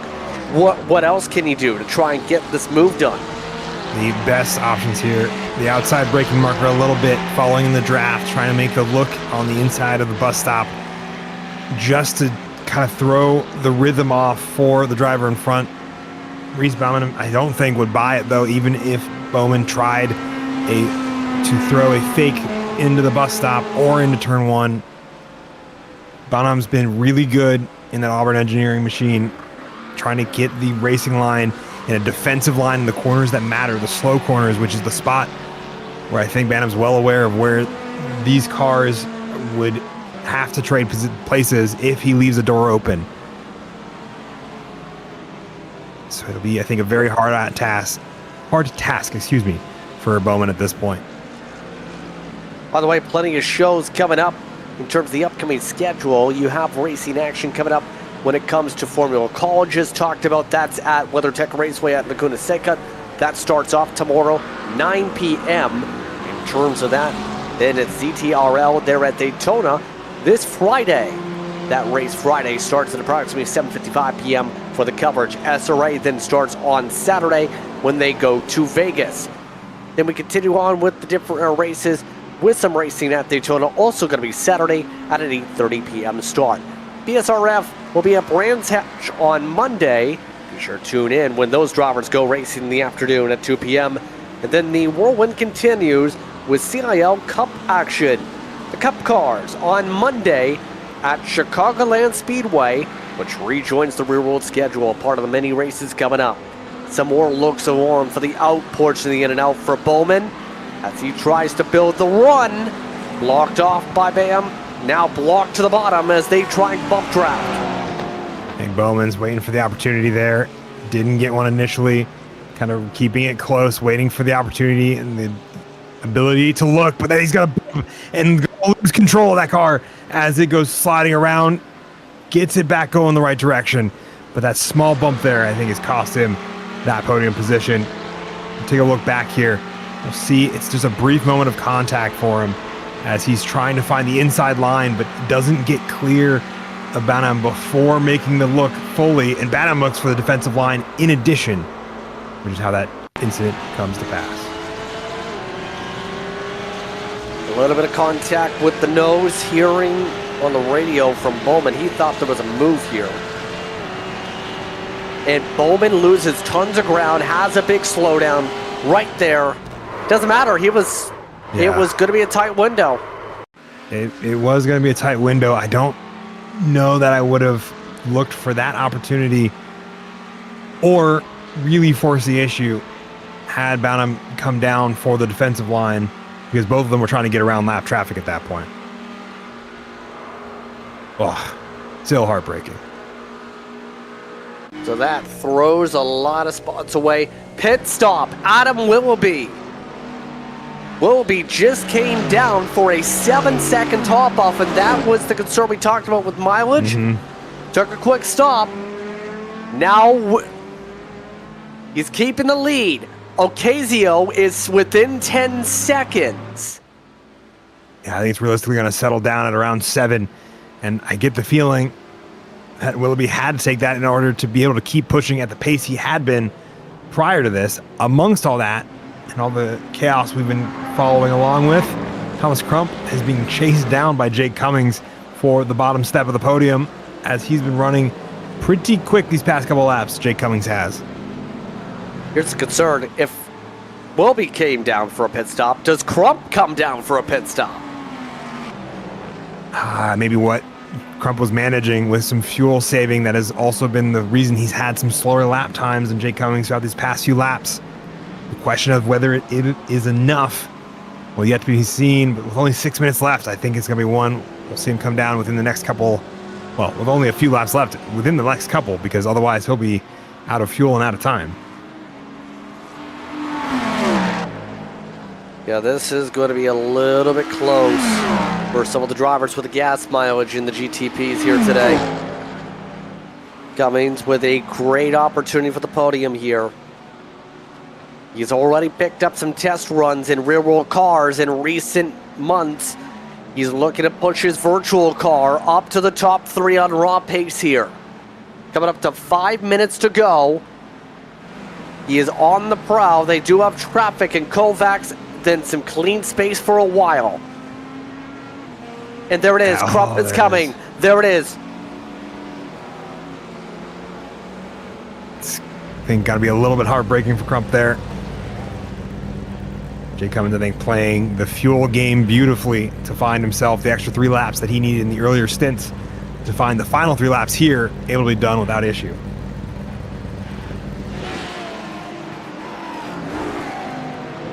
So it's impressive that Willoughby's advantage was as big as it was. We just received a note. Black flag. Respam from the podium. And it involves that contact we had seen with Bowman. So take him out of the equation. Turek would go to second, up 12.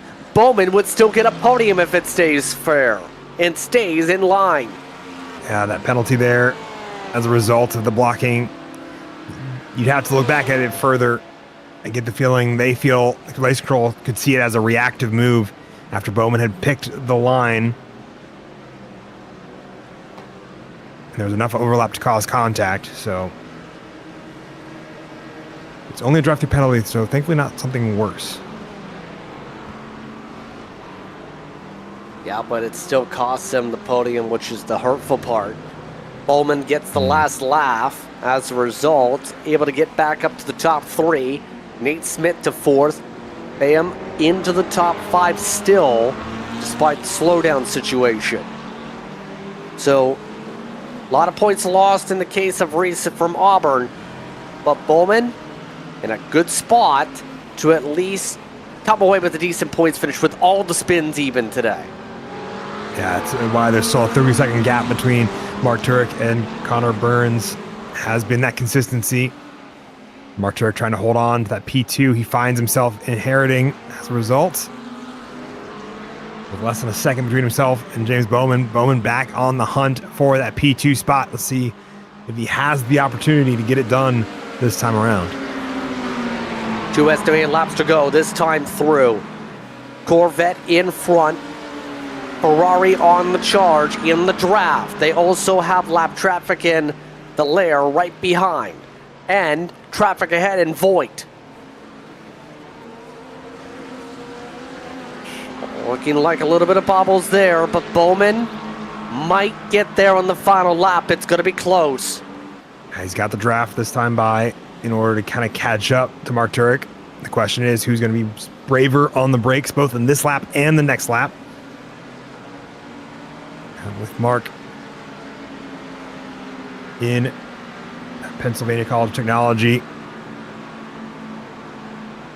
alumni Corvette, I get the feeling it's going to be a hard one for Bowman to get around even with it.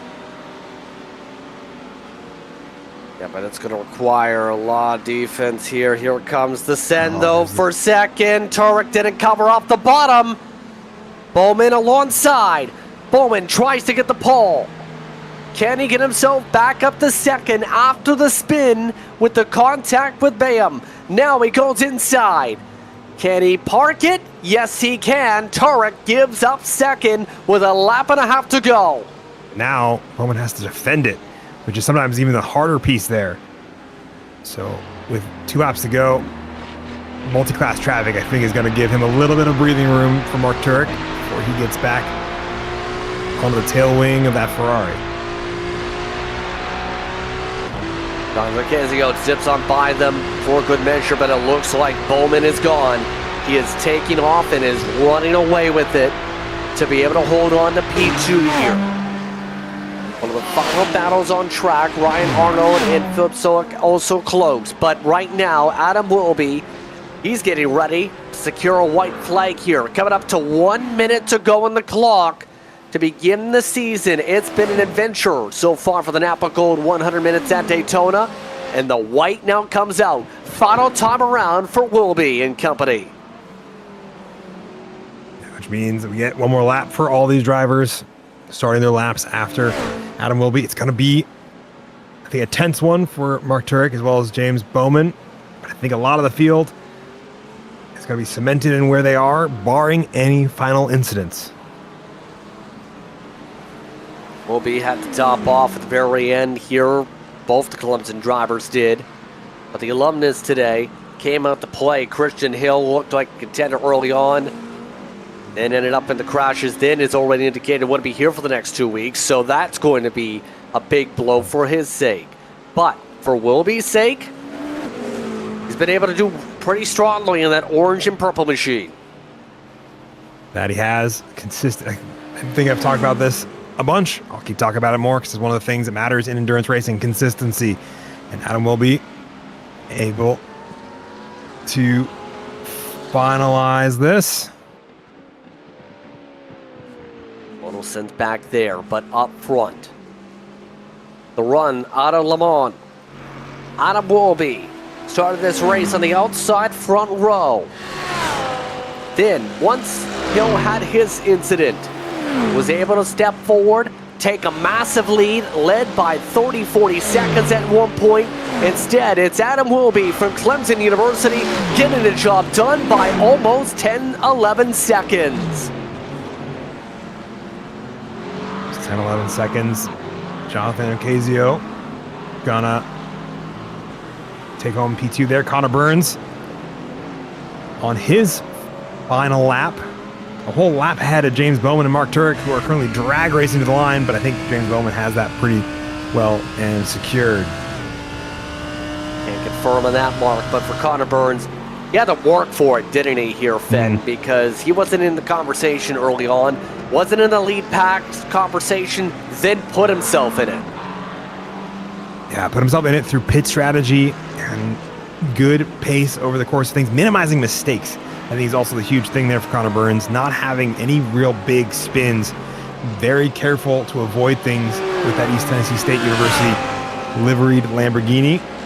Lamborghini's, I think, pretty strong this go around in the iRacing service in general as well. I've seen those come out in a lot of the high level racing. It's exciting to see because that's such a fun sounding car.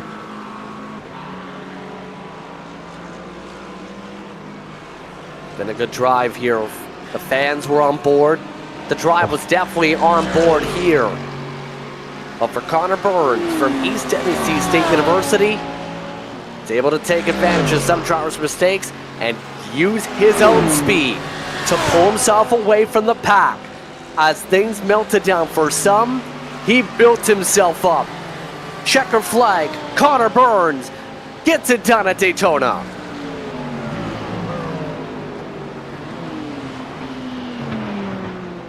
Well, Connor Burns gets it done over James Bowman and Mark Turek on the podium for GT3.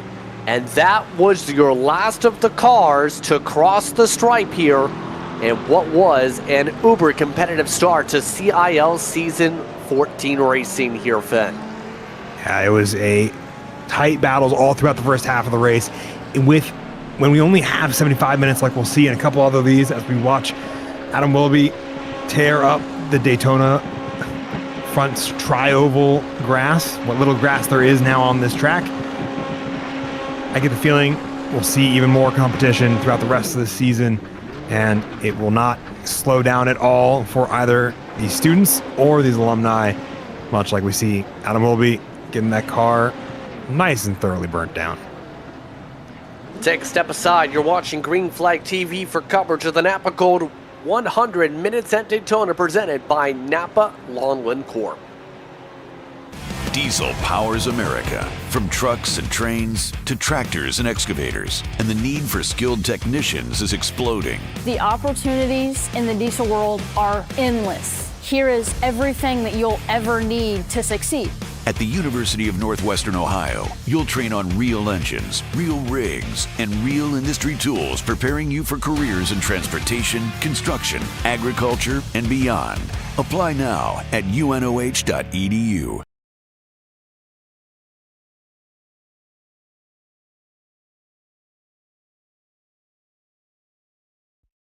Racing isn't easy, but experiencing it is.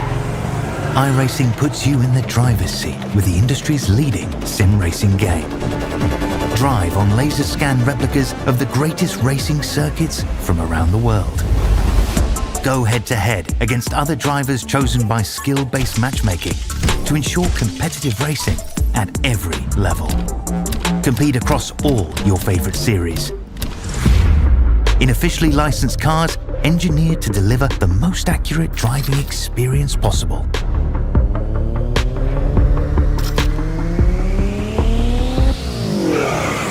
Join a race or host your own with players from across the globe. Race against the computer or in a league with friends. Feel the thrill behind the wheel. Visit iRacing.com.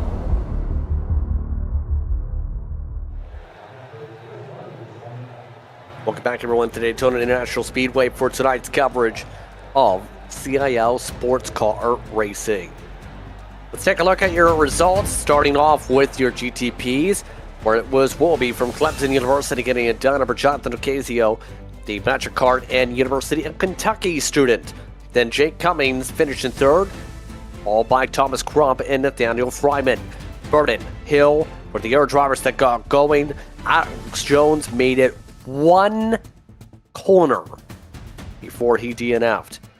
And then you have a long list, Finn, of GT3s. Connor Burns got the job done. He actually got a one-lap advantage for the check flag over Bowman and Turek. Then Nate Smith and Reese Bayham still get top fives. Evan West, Evan Main, Andy Gross, along with Tanner Patterson and Edward Sanchez get the top 10s. Yeah, in 11th, it's going to be Lee Winters, up 11 spots from where he started for another fantastic finish for Vincennes University.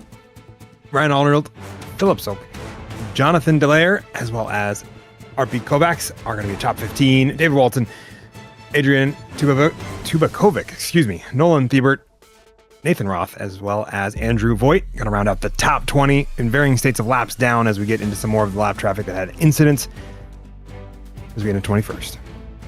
21st goes to Roger Primo, followed by Logan McKim. Then Brennan Lyman, was a part of the many DNF lists. Also many laps down with Enrique Nino. Then you also have Braden Walker, Ronan Suarez, along with Chase Garrard, Matthew Monroe, Nicholas Garcia, Caleb Larson. Your top 30 as that list continues to Finn. And for 31st is going to be Dean Beardsley, who did not take to the grid for the 31 GT3 cars.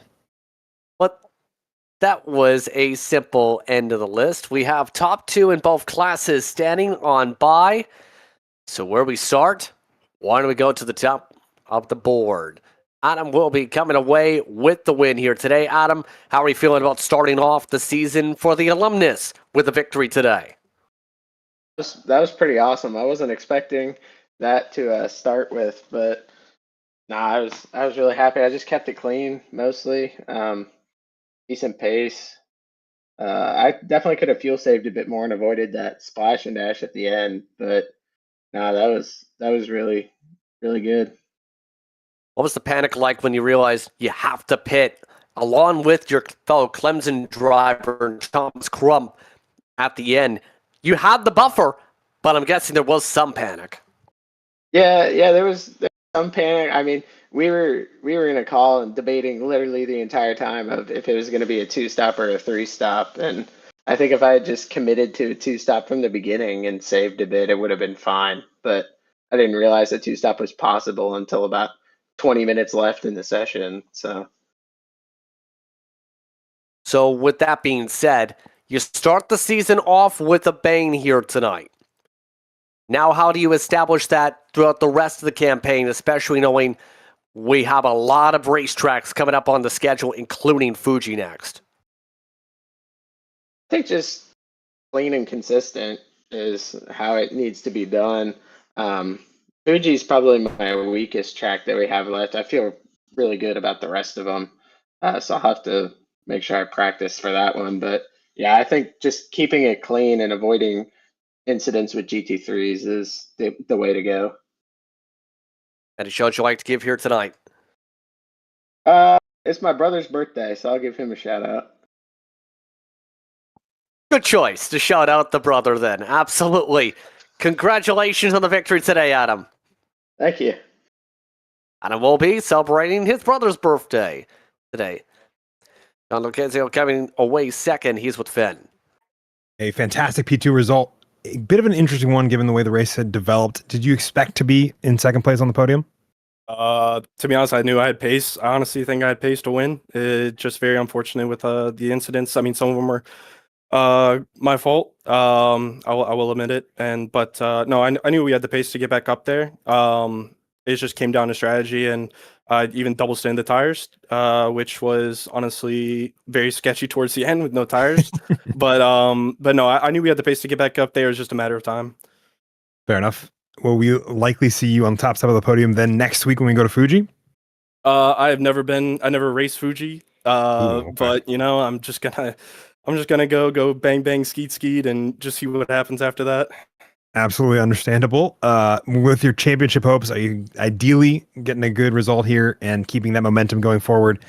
Should we expect to see you fighting it out for the championship lead at the end of the 6 weeks season? Excuse me. I mean, we'll see. I mean, it's only been one round. A lot can happen. But I'm really going into this. I mean, wanting to compete for the championship. It'd be huge for Kentucky. But I'm really here to have fun and just do the best I can. Fantastic stuff. Anything we missed amongst this race or shout-outs you want to give as we let you get back to your celebrations?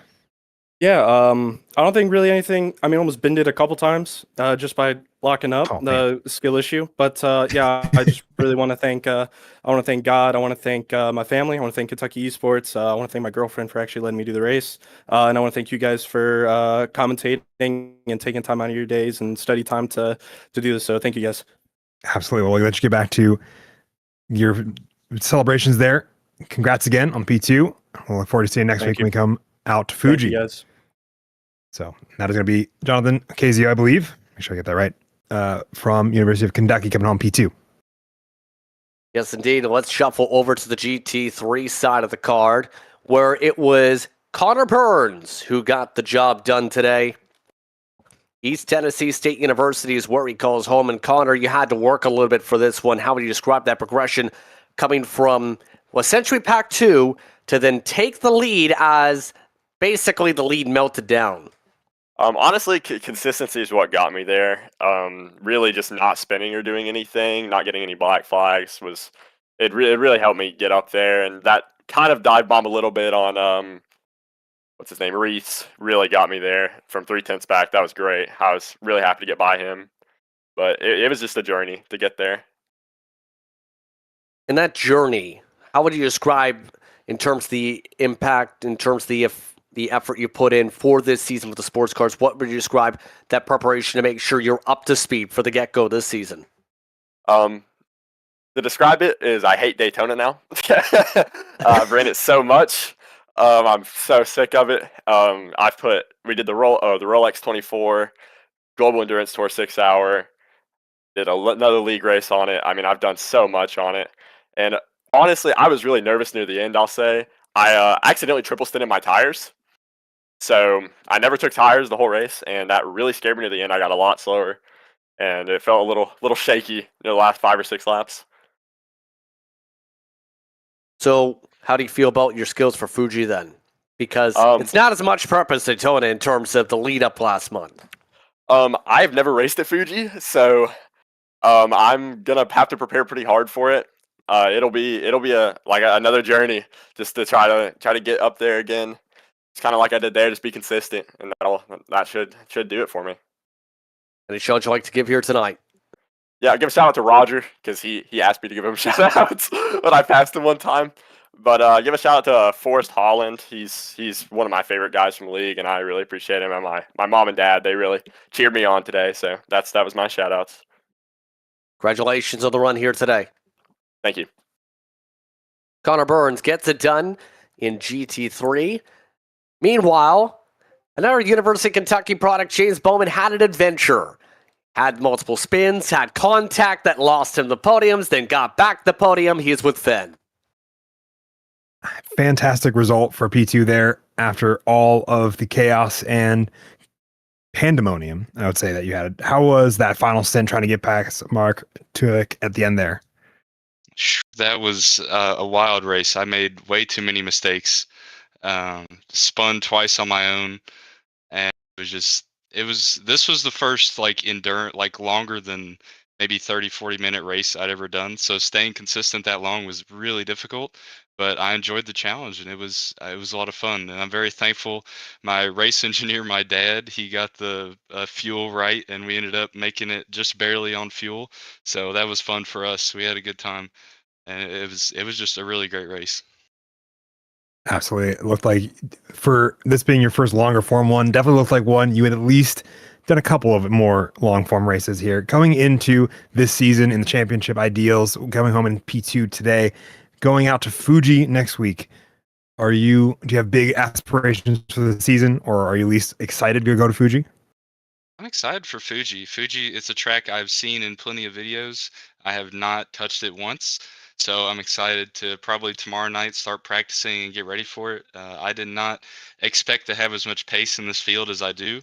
So I'm going to take it and run with it. I'm going to practice, and that's going to just motivate me even more that I can go out here and compete for a championship. So I'm excited. Fantastic stuff. I will let you get back to your celebrations here in just a moment. Any other shout outs or things we missed that you want to talk about over the course of this race? Just thankful to be able to race for University of Kentucky and Paladin sponsoring me. I will have a paint scheme next week with all my sponsors on it, but I'm kind of late with that. But just thankful for all the people supporting me and just all the help I've had, and just so blessed to race, and I enjoy it so much. So thank you guys. Absolutely. And congrats again on your P2. We look forward to seeing you hopefully back up here next week, maybe up on the top step, see how it goes. But congrats again. Awesome. Thank you guys. And that was James Bowman, who comes home in P2 for the University of Kentucky. 2 podiums for University of Kentucky today, Justin. Yes, indeed. 2 second-place runs, in fact, for the Wildcats. But your final thoughts on today, Finn, as we get ourselves established with a good start to the season. And now, things will transition to Fuji, where it's going to get interesting how things fare out for that race. It definitely will be. It's going to be, I feel like we're going to see a lot of the similar kind of style of racing, but in a way different package, because you have a nice mile-long straight of Fuji, and then you have a bunch of twisty, curves, and then you have the mile-long straight of Fuji. And it's going to be just a different pacing, different breathing mechanism, and kind of how the cars kind of settle in. And drivers that have never driven there before, which is apparently a lot of the podium drivers today, I think may get a little caught out with how technical that middle sector is. Going to be an interesting time when we go to Fuji. These drivers do have a couple weeks of lead up, though, in the preparation for the next time out here in CIL competition for the Sports Car Challenge. So as we get ready to close things out, plenty of races coming up. Be sure to follow along with those races you see on the right side of your screen. But on the main side of the screen, it's time to say goodbye. For our producer tonight, Howie Burrows, For Finn and Sheeny for tonight's color commentary, I'm Justin Prince, saying so long, enjoy the rest of your evening. You've been watching tonight's action of CIL for the NAPA Gold 100 Minutes at Daytona International Speedway, presented by NAPA Longland Corp. We'll see you next time out when we go racing from Fuji.